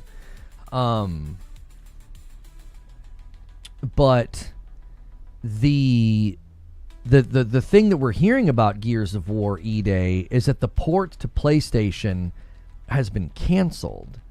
We're not hearing timed exclusive. We're hearing nope, it's been canceled. Like, I don't know, man. Kirby Air Riders for Xbox One. That's right.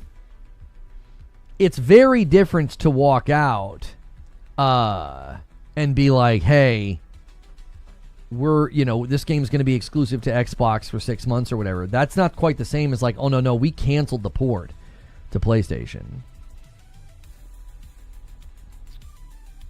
After a year, demand fades quite a bit. That's another thing where, like, I just don't know if the equation would land well with Xbox or Microsoft executives. If you guys don't mind, could you all very quickly hit the like button? Very, very quickly right now, hit that like button. Try to get us to 300 likes. That'd be very, very helpful. Xbox needs FOMO. I think a big, big dilemma for FOMO working 187 is the Helix price. Peggy still shows the PlayStation 5 copy. Well, retail would be the last to find out about this sort of thing. So retail running forward with the Peggy rating, and that's the craziest part to me, Michael, is that this game was rated for the PlayStation 5. That means there's a playable version of this game for PlayStation 5. Or there's at least a playable version, and there was the indication to retailers that it's coming to PlayStation 5. And if they're like, oh no, yeah, we're canceling it, that is at some level crazy, because that means you've got something that you could sell to a very large player base, and you're like, no, we're not going to do it. You're just going to throw the money and the investment in the trash. I just don't know. Hype a year or 6 months is not the same as launch on all platforms same day. There's almost no hype left. Hey, how are you, Sandy? I'm still around, just been busy. Well, good to see you, Sandy. I wonder how many Switch 2 logos we'll see. I want you to just track how inconsistent Xbox's messaging has been. And I want you to then also really question why you should be super confident in anything they say. In the span of like 5 days, we are now hearing like 8 different things. Matt Booty is like, there's going to be other logos in the showcase. This is something that Phil Spencer himself spoke to. Okay? Fans get really mad. So Asha Sharma engages with fans on Twitter about it, which I think was a big mistake. I don't think she should have done that. It's like the watching world doesn't know anything about this. Like, a very, very small group of people are upset about this. In the grand scheme of the gaming world, the people angry on Twitter they wouldn't even show up on a pie chart if you tried to measure, like, out of all the gamers in the world and out of all the Xbox gamers in the world, how many people actually care about this? It would be like a slice so small on a pie chart you couldn't see it. And she's like engaging with people about it. Then she does a interview where she talks about how, they'll handle exclusivity thoughtfully and case by case. And now we're hearing that the Gears of War E-Day PlayStation port has been canceled. That is... How do you not have whiplash? None of that makes any sense. It's like, have you ever ridden on the scrambler at the fair and like it's going in a circle, but so is the little cart? and like you'll be going back, and all of a sudden it looks like you're gonna like hit the fence, and then you go flying back again, and you're like, oh man, it really looked like I was gonna hit that fence. Oh, and now it looks like I'm gonna hit the guy controlling the ride. Oh, and now it looks like I'm gonna hit the center of the ride. How do you not have whiplash? It's like, oh yeah, we're gonna have other logos in our showcase, basically signaling publisher, strategy, and then in the time span that he said that, the showcase hasn't even happened yet. He's casting a vision for the showcase. The showcase hasn't even happened yet. And you got Asha being like, well, we're going to handle exclusives case by case. And now we're hearing they've canceled the PlayStation port of Gears. It's like, I wouldn't take any of this to be confident in a single thing.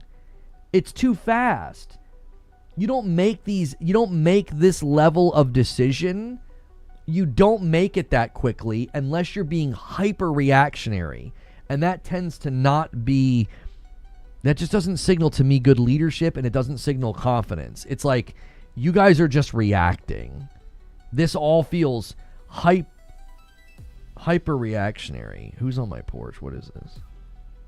Oh, he was delivering something. I was like, wife and kids are upstairs. I'm down here, and there's just a dude on my porch. Trying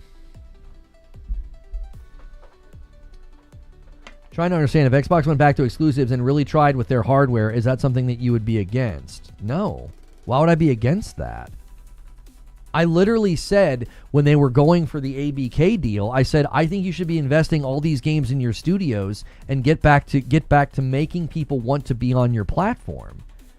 Literally in the ABK trial, I said, I don't think this is the strategy. I said that the ABK purchase was going to push them to a publisher strategy. They were going to institute a software strategy because that's how Microsoft operates. I did not want Microsoft and Satya to get their way. I was like, because if you go software strategy, you're just another publisher.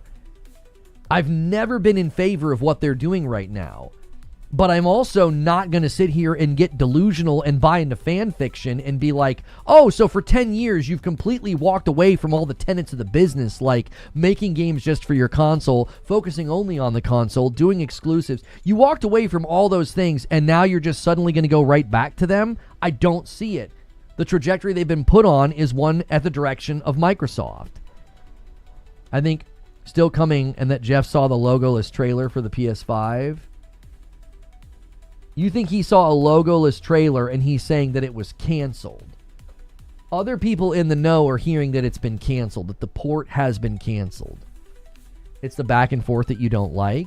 Well, I have said for the longest that they should just shoot straight with the public. But the reason they won't shoot straight with the public is because they don't want people to leave. They still make lots of money off of their fans. I was at an event in Tennessee that had nothing to do with gaming. This was 2 years ago. And I had a guy ask me, so what's going on with Xbox? Because he learned what I did. And he was like, what are they doing? Are they even going to make a console anymore? So 2 years ago, there was already a growing sort of cynicism and skepticism about the brand. It was already growing. This was not a gaming event. This was just a guy that was like, oh, he learned what I did. And he was like, so what's going on with Xbox? 27 months from Classic Xander. Keep it rolling. I wish everyone could play every game. Enjoy gaming, everyone. Thank you, Classic Xander. And we're sitting at 5, starting off the week on a Sunday. Great way to get ahead. So, to me, I was always like, just shoot straight with people. The way Phil Spencer handled all of this change drove me crazy because it just made the fans get angry at me when I said the quiet part out loud that they wouldn't say out loud. They wouldn't say the quiet part out loud. The CFO would say it and Satya would say it, but Phil wouldn't say it. And I was like, they're heading towards publisher strategy. They're heading towards software strategy. And now, in the span of time from Matt Booty doing an interview to now, you have eight different headcanons. You have people that are like, oh, they're returning to exclusivity. You have people that are mad they're going to show competitors' logos. They're still holding on to the idea that like these other platforms are competing with Xbox, and they're not. They're not in competition with each other. That's why they don't care about showing other logos. I thought Middle-Aged Gamer Guy made a great video about that and why the studios want those logos there, because the studios are paid in accordance a lot of times to how well a game sells, so they want the game to be promoted everywhere. So, like somebody said, like the yo-yo narrative of it's like a yo-yo. It's like back and forth. It's up and down. Like nobody knows which way is up. That drives me crazy because to me, it just feels like fog of war. It's like you are intentionally muddying the waters and confusing everybody so nobody knows what's going on. There's no clear message. There's no clear, like, leading from the front. This is what we're doing and this is how we're going to do it. It's vague speech, corpo speak, looky-loo nonsense where everybody's looking different directions. And I'm not throwing shade, but you have people that are hyper willing to run narrative for Microsoft and Xbox. They will walk out and they will tell the public things that make the public think things that aren't true because it continues to foster loyalty for the brand. They got people and pundits and people with platforms the last 6 years to do this for them. They're very vague, and then everybody's like, oh, it's fine, everything's fine. My favorite so-and-so author, podcaster, pundit said blah, blah, blah, blah, blah. And then a year later, it's all like, well, wait a minute. They did all the things that you assured me wasn't going to happen. You assured me that wasn't going to happen. Oh, and it went from, oh, they're never going to take their big titles over to this is where the industry's going to, oh no, now exclusives are good again. Nobody's keeping a consistent position because the position is following the yo-yo, looky-loo, back and forth narrative of Microsoft and Xbox's marketing team. Because I think one of the most insightful things we heard recently was from the Netflix co-CEO when he said, I don't think Microsoft has figured out how to make Game Pass work for them. You know the scene in Helm's Deep where the homie runs underneath and blows that outer wall up? I feel like when that guy said that was just destructive to me. Anybody's perception of Xbox and Microsoft in gaming, I don't know how you don't hear that guy say that and go, what? How long have they been doing Game Pass? And you just met with the new CEO and he's like, yeah, I don't think they figured it out yet. That's a central tenet of the Xbox identity. Game Pass. And homie was like, yeah, I don't think they figured it out yet. I don't think they figured out how to make it work for them. After all these years of being given assurances that like Game Pass is profitable and Game Pass is a solvent business strategy, and they're like, yeah, it really isn't. We can't put Call of Duty on Game Pass. Sorry, y'all.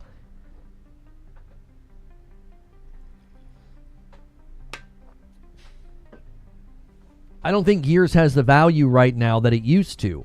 Even exclusive green release, even with a free Mountain Dew with every copy, people have moved on. I actually kind of agree with you, and I said that earlier. I don't think Gears has the market potency right now for this to be that impactful, which means they'll likely just see it as a failure internally, and it'll still end up going to PlayStation anyway. That's my prediction. That's what I think they're going to do.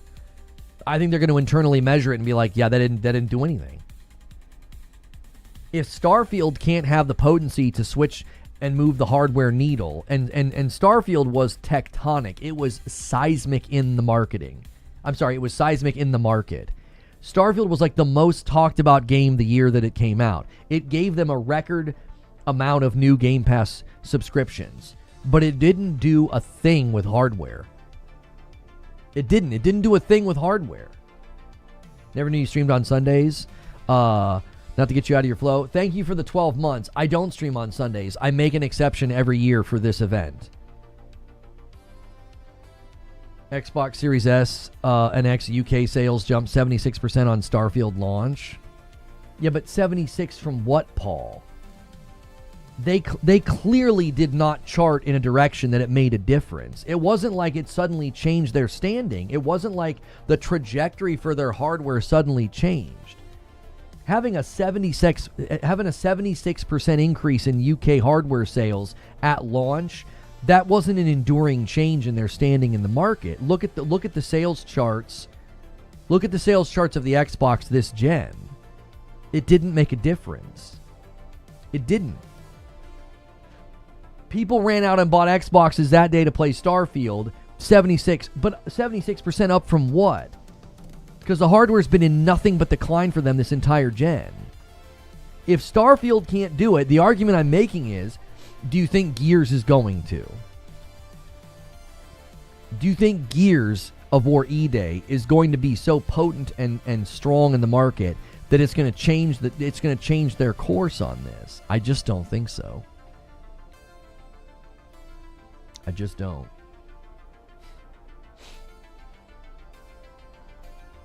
YouTuber Topic Arlo created a vid. GTA 6 has created another problem, and he's showing the September release schedule.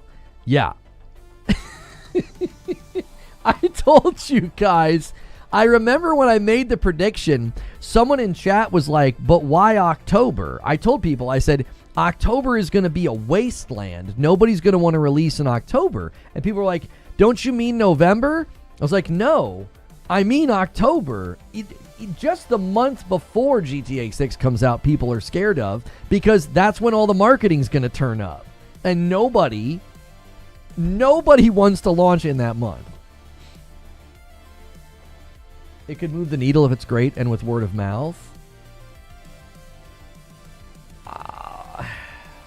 I mean, I guess that could be the best pushback, is that Starfield landed so poorly with the users that the word of mouth had an inverse effect. So yes, initially day one, people were like, oh, you got to buy an Xbox to play Starfield. But then it didn't last because the word of mouth was so negative about Starfield from the users that were playing it.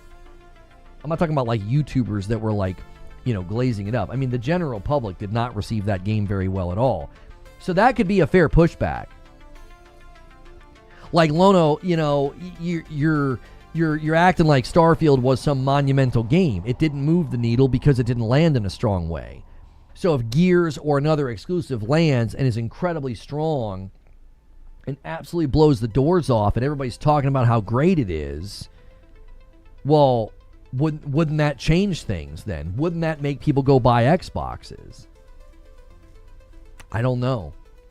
I just don't know. I feel like here's the thing I think we need to remember. Xbox One gen went really bad for them. This gen's gone really bad for them. I don't know if one game turns any of that inertia back. Do we get a Helix tease? No, they've said no Helix. The issue is and will always be the game, says Hilly. They need to launch games at quality. First half of the gen was below par. Asha did say the games are the foundation, and I hope that they understand that. Whatever hardware, Game Pass model, strategy, or whatever, it all sits on the games. The games are the core of the Xbox business, same as Sony and Nintendo. Hilly, I think you're exactly right, which is why I said if they start limiting the scope of their projects to just PC, and then they come to PlayStation later, I fully support that. I am 100% behind them doing that because I think the games would be better quality. I think one of the biggest dilemmas this gen with game development for Xbox first-party studios was the Series S. I think the Series S slowed them all down. I think there was a parity clause that was absolutely destructive to the process of making games this gen for them. I think the Series S was a huge problem for all those studios. And I think everybody is still to this day in denial about it.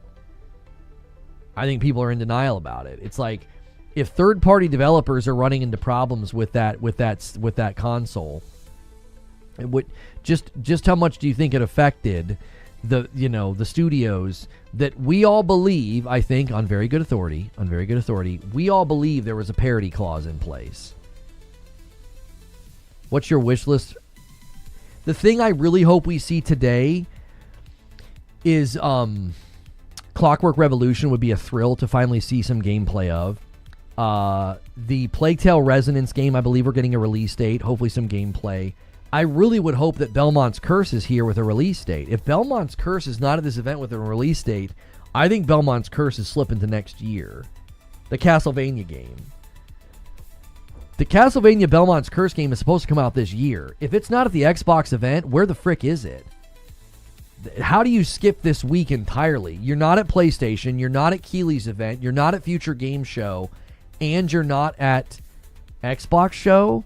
Maybe they'll be at the PC game show, but I don't know if that's like is that like a big PC game audience? Isn't it? Castlevania's roots are in console, so I don't know. We saw some gameplay already of Clockwork. I don't think any of that was gameplay. I think that was all simulated, Lone Wolf, and that original, the big trailer last year, Perfect Dark was canceled and the studio is gone. That trailer's pretty long. I think that trailer was all cinematic.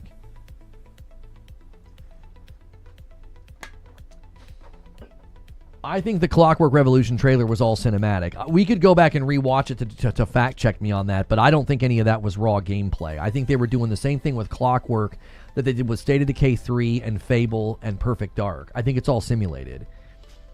And there's nothing wrong with that as long as nobody's insisting that it's gameplay. I think Fable really took the wind out of that, really took the air out of that balloon. Because there were a lot of people that kept insisting that those trailers, oh, that's gameplay, Lono. And I was like, no, it's not. And then we finally saw alpha gameplay. People were like, oh, yeah, that definitely wasn't gameplay in those trailers. You mean simulated? I don't even know how much gameplay they showed in that. I thought it was all cinematic. Thank you, Lone Wolf. Let's watch it. I feel like this was all cinematic. My memory is that it's all cinematic. And again, I could be wrong. Oh, I got to get all my scenes right here anyway. Hang on. I got to get my cam circle going. There we go. I'm just going to scroll through. Yeah. Yeah, I mean, they're so quick, brother. Knowing how Microsoft and Xbox like to market, I really don't know if any of this is gameplay. I just don't know. I love this. I love the vibe of this game, and I love this trailer. But those were really quick looks at like reload animations and like slowly walking in a town. I mean, how many times have we seen this? How many times have we played this game where it's just a simulated slice? Like it's just a real quick like... It's not raw gameplay. It's not somebody booting up the game and playing it to show you. It's, yeah, run a quick simulation and do some post-rendering on like a guy walking down the street. It was gameplay also. 3.5 onwards looks like gameplay. Okay, so you're saying at 350 onwards. Yeah, I mean, it's nice to see the in the menu stuff. This all looks fantastic. I loved this trailer.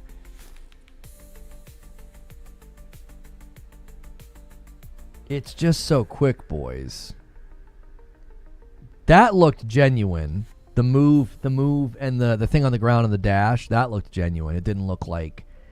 There's something inauthentic when they show gameplay that you can tell, like, somebody's not, like, actually moving the character around. It's all, like... It's like they're almost, like, putting in commands. Like, they're telling the character where to go with, like, a script as opposed to somebody holding a controller.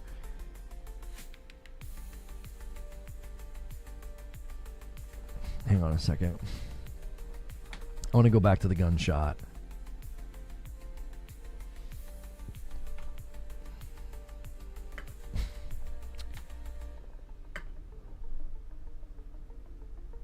Hang on. I want to slow this down. One of the tells of simulated gameplay is that the gunshots are not authentic. Like the timing isn't right, usually. If you watch the hit markers in the trails. No, that looks real. That looks real. I wonder if this is a sleeper. Like, have they kept this thing under wraps? And is this thing, like, ready to go? Because you're right. Most of this does look like gameplay to me. This doesn't look simulated. The shooting especially. You can typically tell with the shooting. The shooting will look inauthentic, and that looked authentic to me. I haven't watched this since last year, so I forgot how much they actually showed. Yeah, I mean, most of this trailer is cinematics, right? It's 5.5 minutes. We would probably say that, like, 90% of this is cinematics, and the gameplay, clips are very short, but they don't look simulated. They look real. I told you. I just couldn't remember. I'm a very, very skeptical Xbox guy now. I'm super skeptical because, I mean, I think I'm right to be skeptical with how often they've played shenanigans with gameplay that isn't real gameplay, right? My instinct is to be like, I don't know, and they've conditioned me to be that way. It's like the way they handled State of Decay, the way they handled Fable, the way they handled Perfect Dark. I'm like, yeah, I'm very skeptical when they're like, we're going to show you gameplay. I was like, I don't want to get too excited about Clockwork because I really like it. I think it looks really, really good. And you guys know me.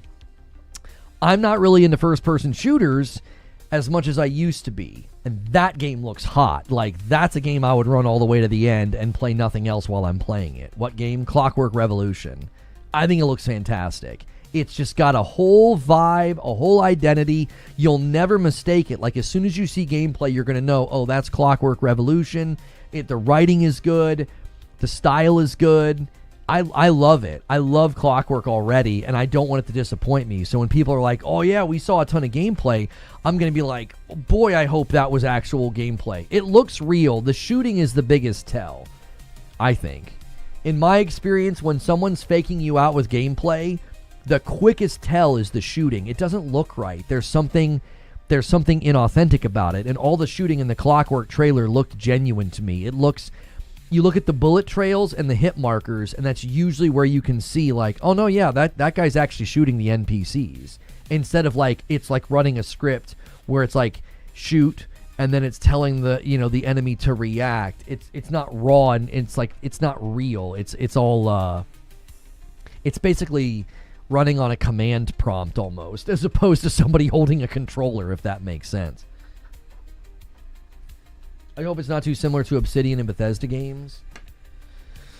In what regard do you not want it to be like that? Is there something specific?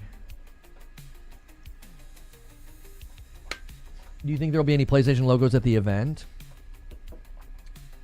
Matt Booty indicated that there would be. Okay. Matt Booty indicated that there would be logos at the event. I don't think they've gone in and removed them all. If they have, that, man oh man, that's an 11th hour decision, and that's going to be, I don't know. My thought on that is this.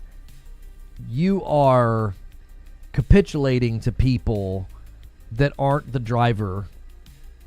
They're not the main driver of your revenue anymore. They're not. Like, you own Call of Duty and half of your sales on Call of Duty come from PlayStation. Like, you shouldn't be capitulating to people that are angry on Twitter about logos. Your studios and your profit matter more. You need to make sure your studios are positioned to be successful and to make a ton of money. Right?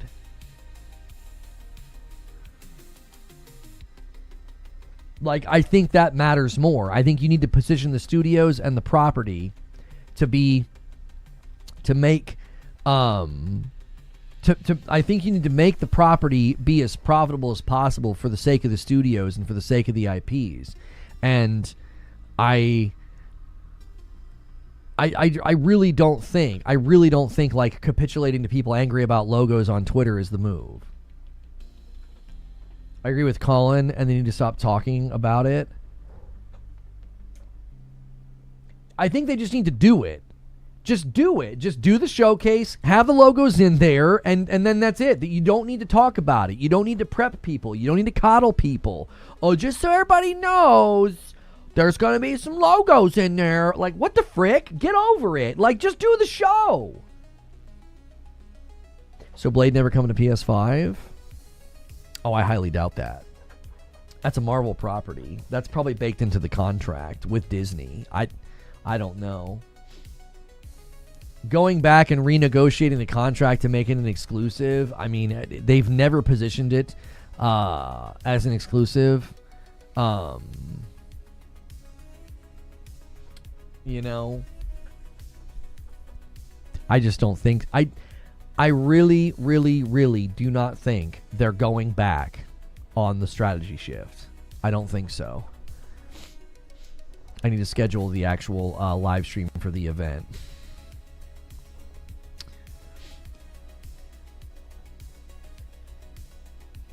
It makes no difference to me. I still have my Series X. It makes absolutely no difference to me.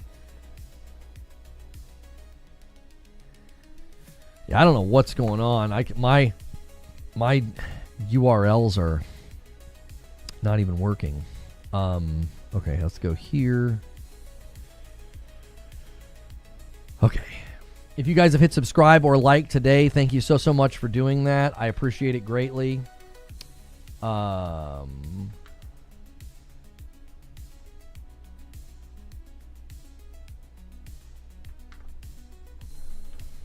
I'm just scheduling the actual co-stream that we'll be doing.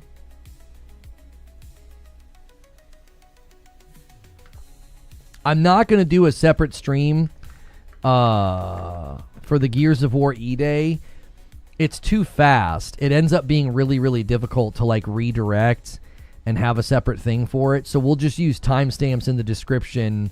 So if you come back later to watch my co-stream of the event,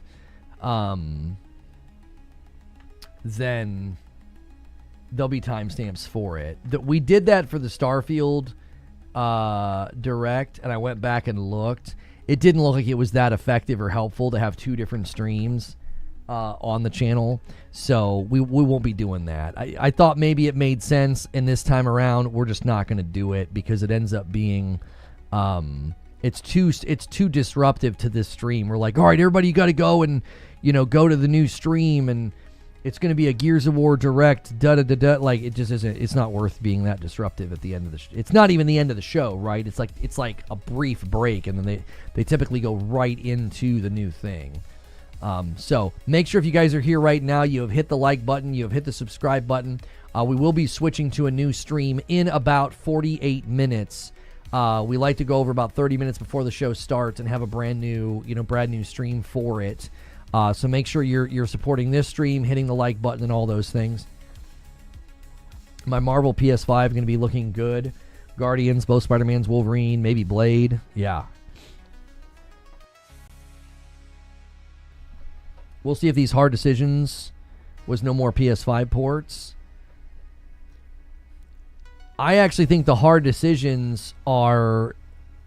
I think that's corpo speak for layoffs, unfortunately. Yeah. I don't know. I hope that's not what she meant when she said hard decisions, but I don't interpret her saying we have hard decisions ahead of us being like we're going to cancel ports to PlayStation.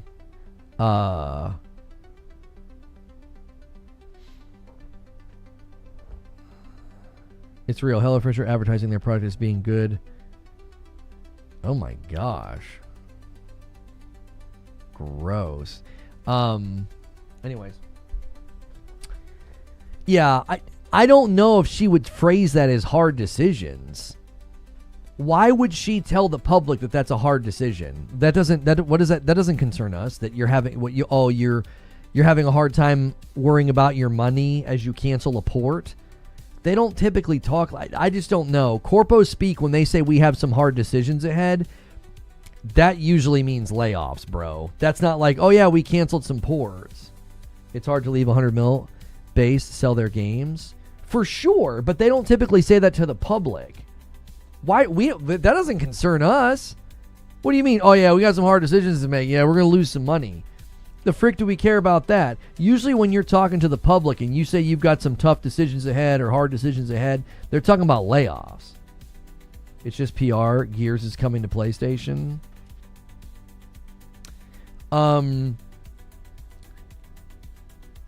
I think there is a pretty good probability that they have canceled the port for Gears. And when I say cancel, I mean like they basically have put the port on hold, and they're only going to ship it if... I think it's like an experiment, right? I think they're experimenting with the idea of, yeah, we're not going to send that over there like we planned, and then they'll assess, they'll analyze. It'll probably end up coming over in like a year, would be my guess. Did Jeff show High Guard 2 yesterday? No.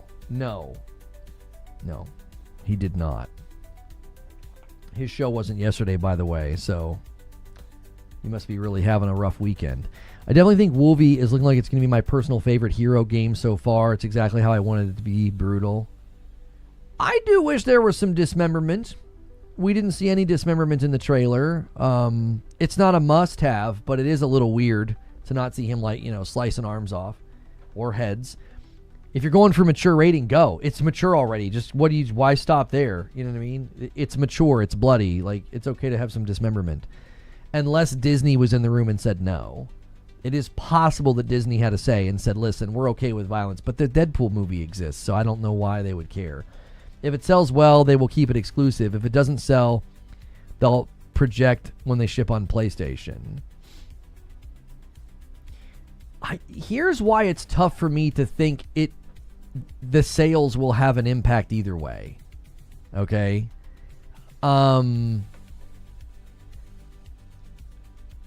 If it sells well, wouldn't executives be like, hey, we have a product that's in demand and did very well. Why would we not take it to a huge platform like PlayStation? If it doesn't sell well, same thing, right? Hey, we need to recoup the loss or cost on this property. We didn't make enough. Send it over there. Do you see what I'm saying? Like, a C-suite, an executive, anybody answering to shareholders is going to be like, what are we doing? You've got it made. It's ready to go. Why would we not ship it? Like, executives do not care, and neither do shareholders. They do not care about the things that people are bent about on Twitter. I'm trying to drive that home in these discussions. It's like, this stuff matters to us, but the shareholders in the C-suite are like, who the frick cares? Make money.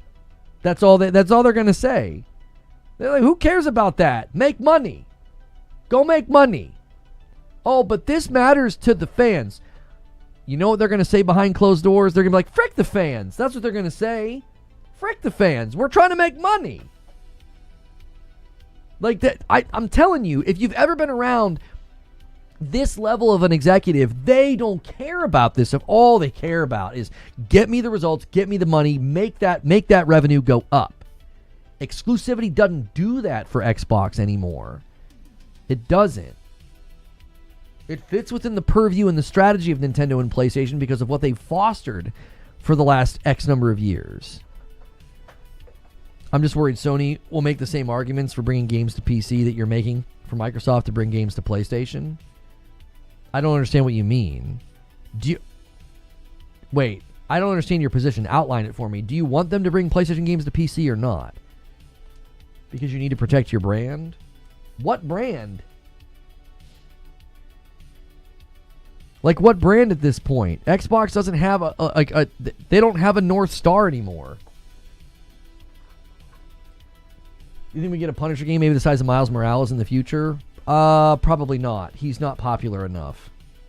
The spin-off Venom game will do very well. A spin-off Punisher game wouldn't do nearly well enough to have the Marvel royalty clause attached to it. I love Frank Castle, and I love me some Johnny Bernthal, but I just don't think so.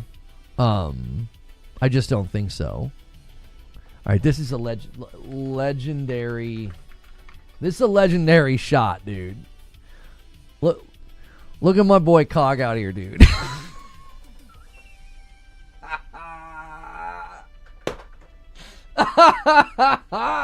Look at this shot, dude. That is legendary. The logo, the glass, the watch, his big old guns.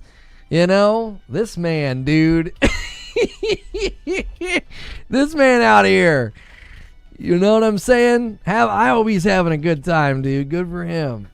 That is a great picture. You want a Punisher game?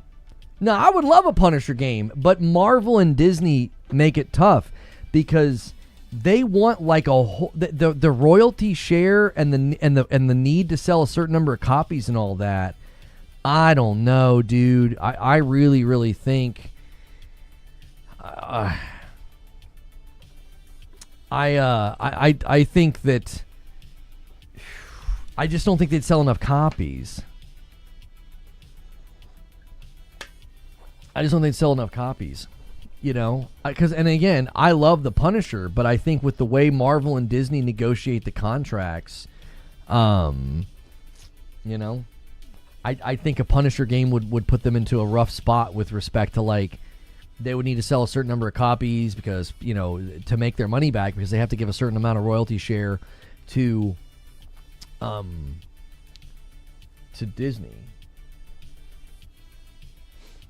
Who would not want to go to an Xbox event? It looks like a vibe. Oh, I totally would love to go and meet everybody. You know what I mean? It would be fun. I don't go to events like that because it's freaking expensive and then I'm not here. The amount of viewership and interaction I get being here and co-streaming and doing waiting rooms, sacrificing all of that to, like, it would be fun to stand around with friends like Mag and Cog and the guys and to laugh and have a good time. But it's like, man, oh man, it's so counterproductive for what I do as a live streamer, you know. And yeah, you can go there and shake hands and do some streams, you know, and make some content, but it just is not the same as being able to sit here and do, like, a waiting room for PlayStation and then a waiting room for Summer Game Fest and then this. Like, we sacrifice all of that for. I just don't think it's just not in the cards right now, you know. Back when we were, 10 times as successful as I am now, before everything happened in 2020, you can write that off. You can have a couple of days where you just don't, you're not able to make that content because you're so monetarily strong, and I'm just not there. I think a Punisher game would have to be on similar scale to the RoboCop game. The difficulty is that it's that royalty slice, the royalty share. The video game culture war well is running a little dry. Probably a really good one. The culture wars have never been this boring. They're talking about the God of War Lao Fei thing.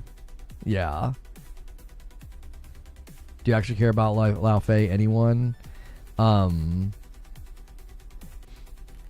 He's saying here, the anger of the main character being a woman was real, don't get me wrong, but it also felt kind of dry. This is doubly true because Kratos' wife is a straight white woman who loves her ripped husband and fights for her family. Their perfect culture war ideal.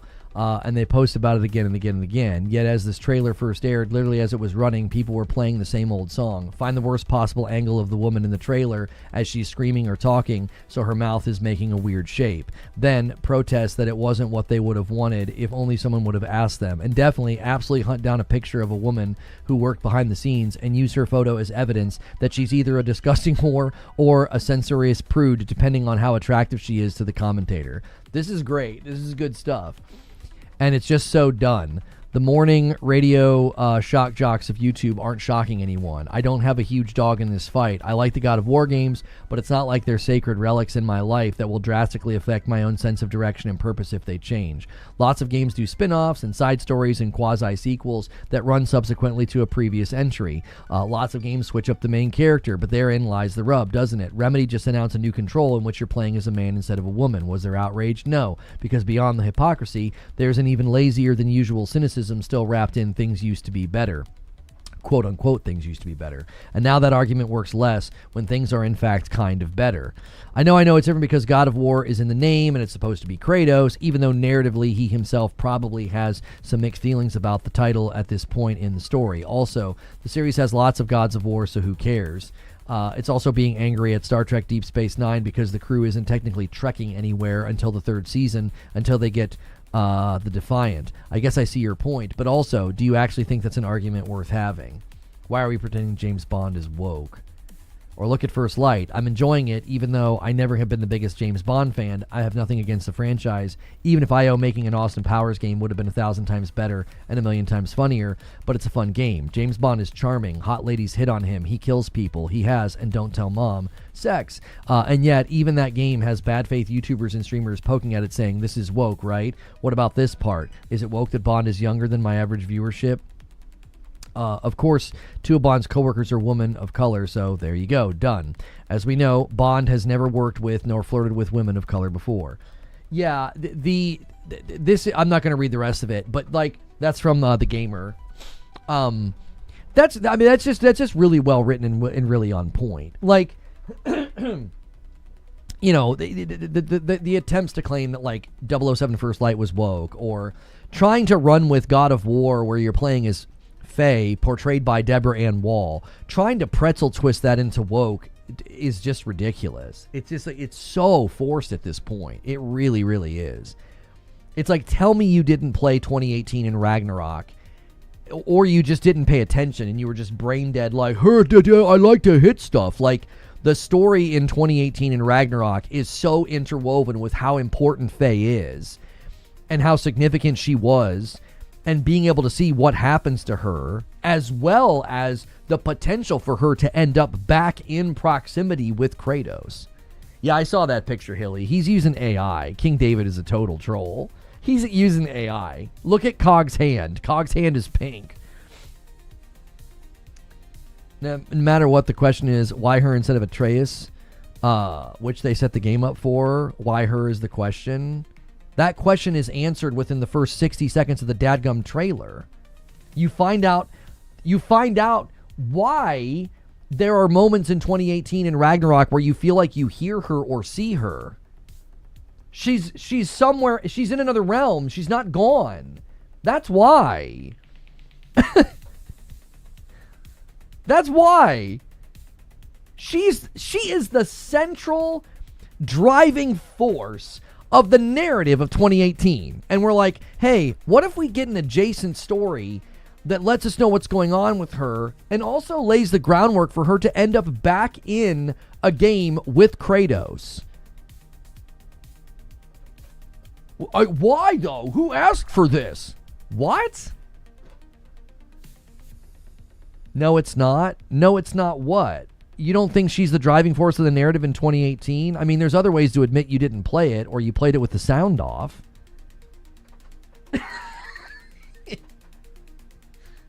Her absence is the driving force of that game. It's what thrusts them together. It's what makes Kratos and Atreus have to take the trip they take. It's the literal seedbed for their entire relationship.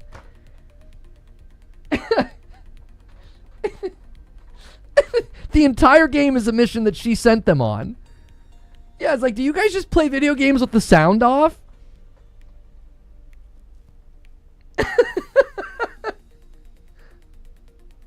It's just crazy to me. It's like, I'm telling you, you guys, it's like they claim as loudly as they can that they're gamers and not tourists, while basically admitting that they're just a bunch of tourists. It's like, I was thrilled when we heard they were making a game with her. I'm like, she sounds awesome. Kratos talks about how good of a fighter she was. Kratos says it.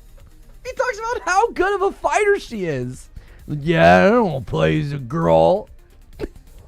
Kratos is like, boy. Like, what? Why would you say that? I don't want to play as someone that Kratos described as being a fierce warrior who fought beautifully. Does 2018 have a PS5 upgrade? It does. They did a 4K checkerboard upgrade, and it runs at 60 FPS.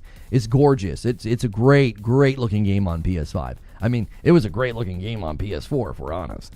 But yeah, runs very well. Deborah Ann Wall is a hot woman who is also a D&D nerd. How could we be mad?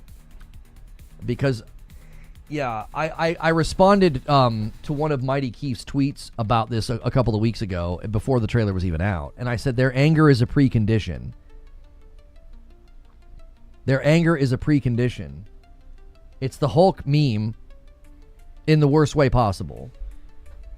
That's their secret. They're always angry. This is just another outlet for them. It's just another outlet for them to be angry. It's not like, as a real huge fan of the Lord of the Rings, the movies and the books, they are incredibly meaningful to me. Like, personally and even spiritually meaningful to me.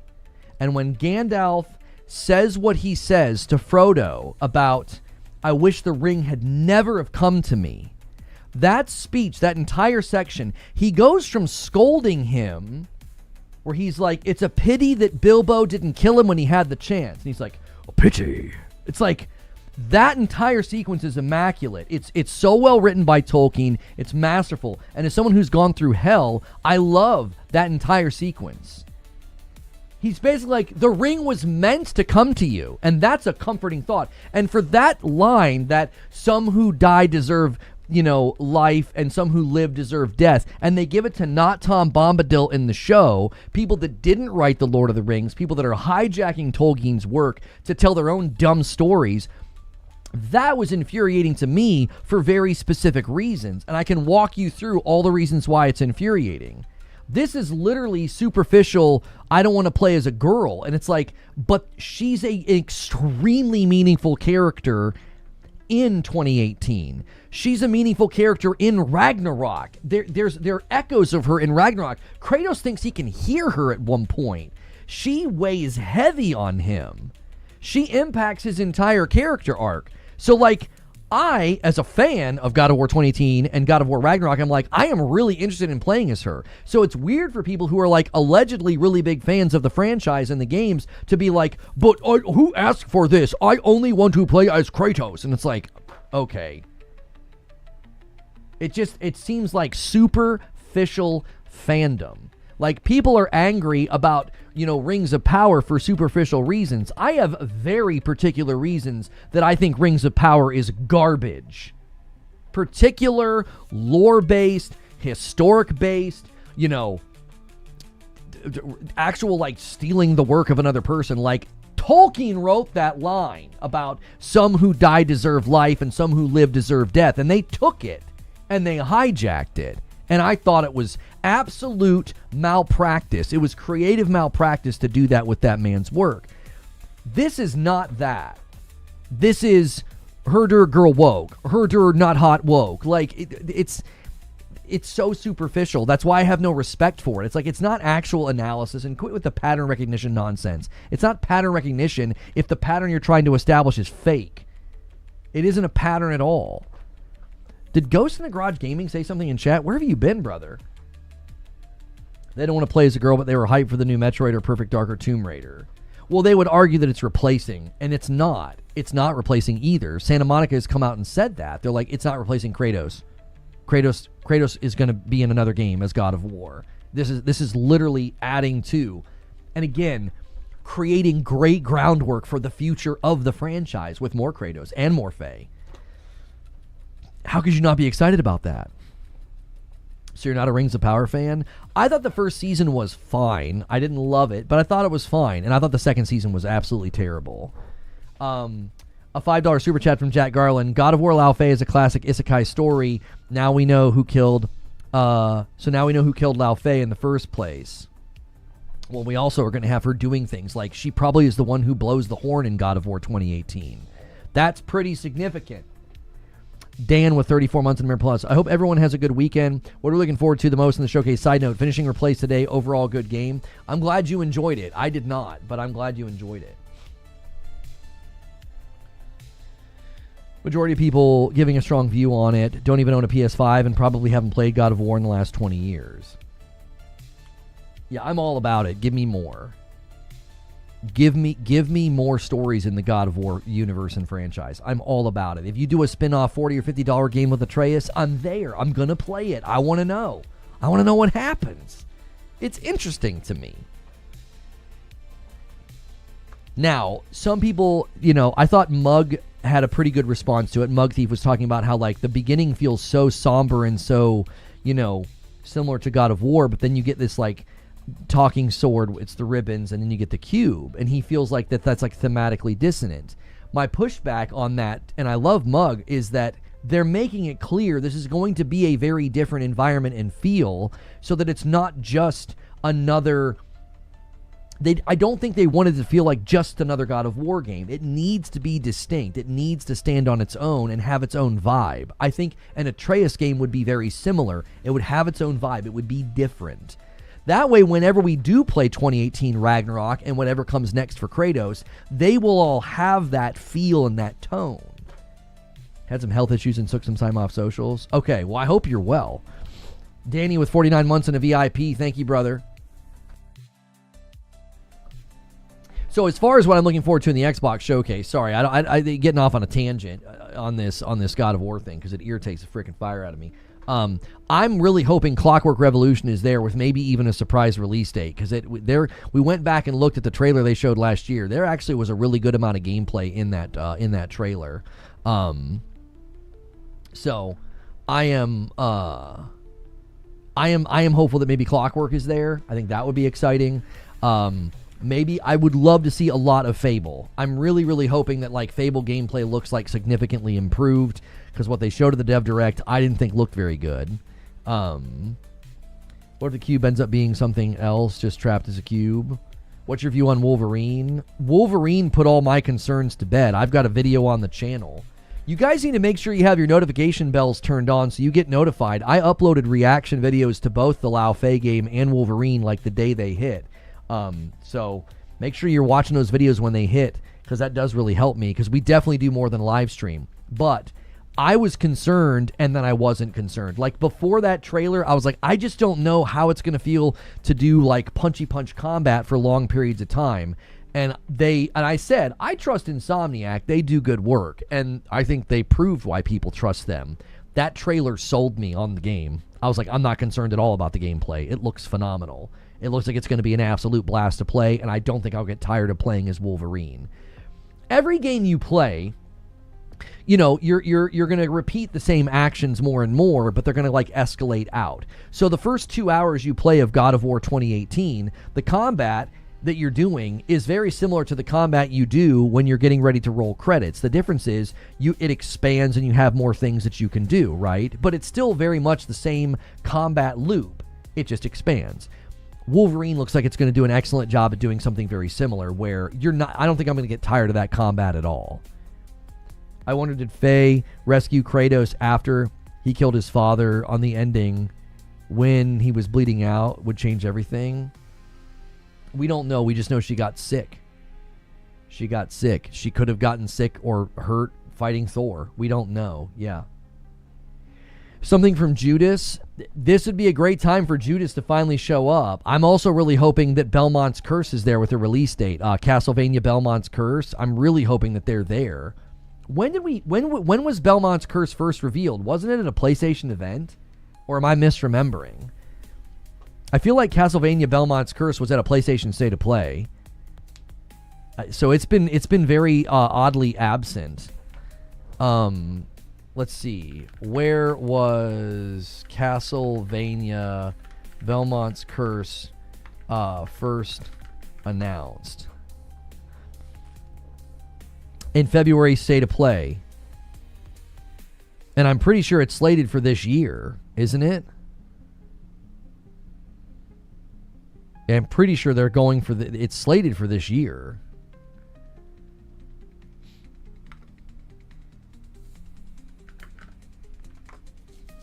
Yeah, it's supposed to be released in 2026. I thought it was Nintendo. No, it was PlayStation. Yeah. So Belmont's Curse, it could be at the Xbox event. It could be, it's a Konami. It's a Konami game. And I know for a fact that Xbox has tried to, do some handshakes with some of the more bigger Japanese companies, so maybe they stepped in and said, hey, we'd like Belmont's Curse to be a part of our showcase. If we don't see Belmont's Curse today, I bet you it got delayed to next year. That would be my guess. And a lot of that probably has to do with GTA 6. That would be my guess. Kingdom Hearts 4. A lot of people are hoping for some Kingdom Hearts 4. Yep. We're going to shift gears here in about 10 minutes. So I'm going to quickly take a break and be right back. I'm not going to be gone for 10 minutes. But in 10 minutes, we're going to shift and go to a new stream. So don't go anywhere. Hit the like button. Hit subscribe. And you guys can get a big jump start on the goal this week. So continue to make sure you're celebrating your renewals and your primes. These are great days to go crazy, to show people, how generous we are here. I gift every 25. There's a prime sub over there on Purple from Velociraptor. Thank you very, very much. Lona wants to shift gears. I love the pun. That was not intentional. Give me 1 second, though. I'll be right back.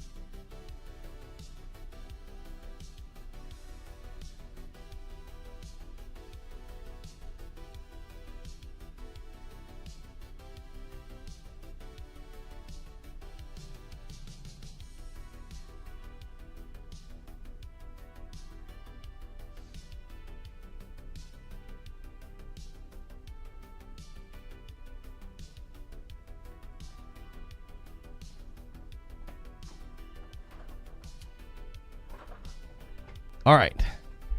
Buckle up, everybody. Getting close. Getting close to shifting here. Okay. Kingdom Hearts 4 is Numira's baby. I almost guarantee nothing will happen with it until FF7 remake saga is done and settled. Half an hour. The clock is moving. It's moving. It's moving, boys. I want you guys right now. I've not really asked you guys this today. What would you like to see at the showcase? Oh,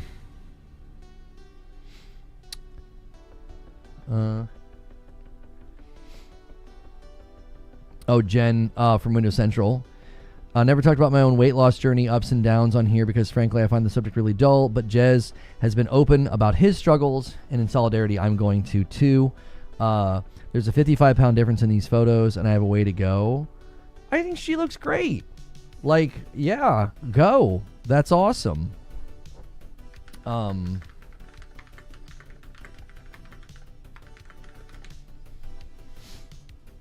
It's cool that more and more people are stepping out, you know, and that might help you be more accountable to stay consistent. I'm not consistent. Like, I'm one of the lucky ones that has like a natural, you know, I skip a couple meals and I'll drop pounds. You know what I mean? I'm not hitting the bike or taking care of myself, and you know, you don't get to see it. Some people, their weight fluctuates a lot more. GOW6, Bloodborne 2. You hope to see Bloodborne 2, Halo, and Gears. Blade would be a fun surprise. Yeah, we're having a Me Too fat moment. Stop it, Paul. No, it would be, you know, I'm trying to be healthy too, is what they're saying. Elder Scrolls 6, I mean, there's no reason for Elder Scrolls 6 to be there. What would they show? I mean, according to their one update, they had it internally playable for testing. So, I mean, maybe they do show something for Elder Scrolls. I just don't know. I thought Blade was canceled. No, I've not heard that or seen that anywhere. Cool Spoon, I didn't see this until just now. Did you see the Godzilla Destroy All Monsters Melee remaster? Very excited. Yeah, isn't it landing at like right around GTA 6 or something? I don't know. Fallout remake would be awesome too. All I want to see is the Doom DLC. See my last. So he says, I want to see Halo Combat Evolved release date, and also RoboCop Rogue City 2, Space Marine 2 DLC, Starfield DLC, Gears of War E-Day, Clockwork release date. I don't know about Space Marine 2 DLC. Are they doing... Don't they already have their roadmap kind of out? I mean, I guess they could do a trailer. I feel like they've already kind of announced everything, or maybe at least shown a roadmap. So yeah, maybe Space Marine 2 could be there. All I want is D3. I mean, it won't be at this event. They're not going to announce. They're not going to announce anything with Destiny until after, PlayStation kicks that door in. I hope for a big back compat update. Maybe some of those Activision games. Elder Scrolls 6 equals they show off another mountain range pre-rendered clip and they put it together in the last 8 minutes. I mean, I always kind of have that lingering concern that like Xbox is so motivated by marketing. That's what they're going to push for. They're going to push for trailers, right? They're going to push for trailers. They're going to push for hype moments. And I think that can lead to trailers that are, like they're exciting, but then like, does it really matter if like we had exciting trailers 5 and 6 years ago and we don't have those games still? You know what I mean? Like that's why I'm always more like, show me the stuff that's close, show me the gameplay, like Fable, Gears, Doom DLC, stuff like that. Like show me something that's more tangible, more close at hand. I don't mind announcement trailers. I do like a good announcement trailer. I do. But I just, I'm always a little worried that like the pattern there, and since there is such a big impetus on them being like the return of Xbox, it'll be a lot of that. And I want more and more for them to get away from that. Don't be doing roadmaps. Don't be doing like cinematic trailers for games that aren't even remotely into development yet, making us feel like, oh, is that gameplay? No. We don't need any of that. You just hit credits in 9 Souls, really hoping for Belmont's Curse. 9 Souls is really good, isn't it? You should play, have you played Shinobi Art of Vengeance? If you like 9 Souls, I think you would really like Shinobi Art of Vengeance. Or The Prince of Persia and the Lost Crown is probably one of the best Metroidvanias you can play. I'm looking forward to, says Lone Wolf, seeing Clockwork Revolution, Fable, Outer Worlds 2 DLC, and Blade. I'd love to see more backwards compatibility, maybe even adding achievements to the OG Xbox games. I'd be happy with anything Witcher or Elder Scrolls. I just recently found out that Gears of War E-Day won't be coming to PS5 anymore. I call massive BS, but it's whatever. The rumor or the leak or whatever you want to call it has come from Jeff Grubb. And Jeff Grubb is very reliable. I believe that he has in fact heard this. I find the decision to be very strange if it is a canceled port. I thought for a while that Gears of War E-Day would be a timed exclusive from everything that we had been hearing. Canceling the port is a very, very different animal. That's a very different animal. So, supposedly there's also a PEGI rating. Apparently the retailers didn't hear about the canceled port. That is such an 11th hour, like, that's such a weird thing to, like, just yank the emergency ripcord on. I just don't know. I just don't know, man. To have it ready, to have it, PEGI rated or ESRB rated or whatever, and retailers have it slated for PS5, and to pull that ripcord, that seems strange. It seems very, very strange. So, hang on. I got to get ready to switch us to the new stream. You guys on YouTube, you know the drill. You know the drill. You guys could get us to 400 likes, though, on YouTube really quickly. We only need 40 more likes. That is, that's super, super easy. You guys could do that right now.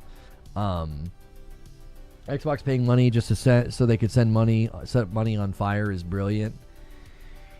Yeah, I don't know. Unless the port was greenlit but hadn't happened yet. Like if they had a porting team or something that was going to do it, and they've pulled the ripcord on that. Is canceling a port not just burning money? That's kind of the point that Jack Garland just made. It's like, that seems like the easiest of money to make. Like, that's the easiest money to make. Ports are inexpensive. Maybe that's why they feel like they can cancel it. Maybe there's two sides to this coin. Since we know that ports are inexpensive, maybe they're like, we didn't spend that much money to port it anyway. So they're willing to take the loss. Because they're like, yeah, ports aren't that expensive. It's, to me, the opportunity loss to make the money is the one that I find to be shocking. It's like, man, that's easy money, boys. Like, I don't know, and maybe they're looking at Gears of War Reloaded or whatever. It didn't do particularly well on PlayStation, so maybe they're thinking, yeah, Gears of War is a little bit weaker on the PlayStation, so let's not do it. I just don't know. Yeah, Eternal Life of Goldman, people are really, really excited about and praising that one. It is, yeah. It's looking like people are really digging it. Hang on, I gotta get this tweet sent and retweeted. All right, you guys on Twitch don't need to do anything. You guys on YouTube, I'm gonna spam a link in chat. That is where we are headed. We like to go over when there's about 30 minutes left. Let me pull up. It didn't do well anywhere. Fair. Honestly, fair.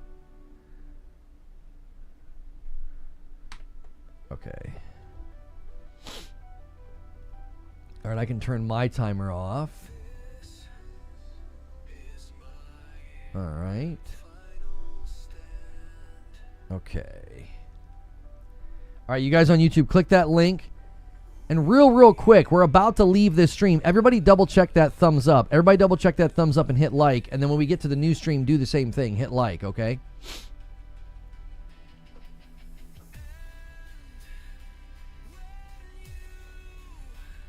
Thank you so much for checking out this video. This is going to be my official co-stream of the Xbox Games Showcase 2026, as well as the Gears of War E-Day Direct. There will be a timestamp below for both of those things. You can skip ahead 27 minutes and you'll get the start of the Xbox Games Showcase, but then I'll also provide a timestamp for the Gears of War E-Day Direct. If there are any segments of this stream that are muted, that is not my fault. That is a copyrighted thing. When they use copyrighted music, we have to mute those sections. I apologize that happens. That is completely out of my hands. You want to hit subscribe and the bell button so you're here for these live show coverages, and then you don't have to have those muted sections. I'm going to end the previous stream where we did a waiting room and bring people over with redirect.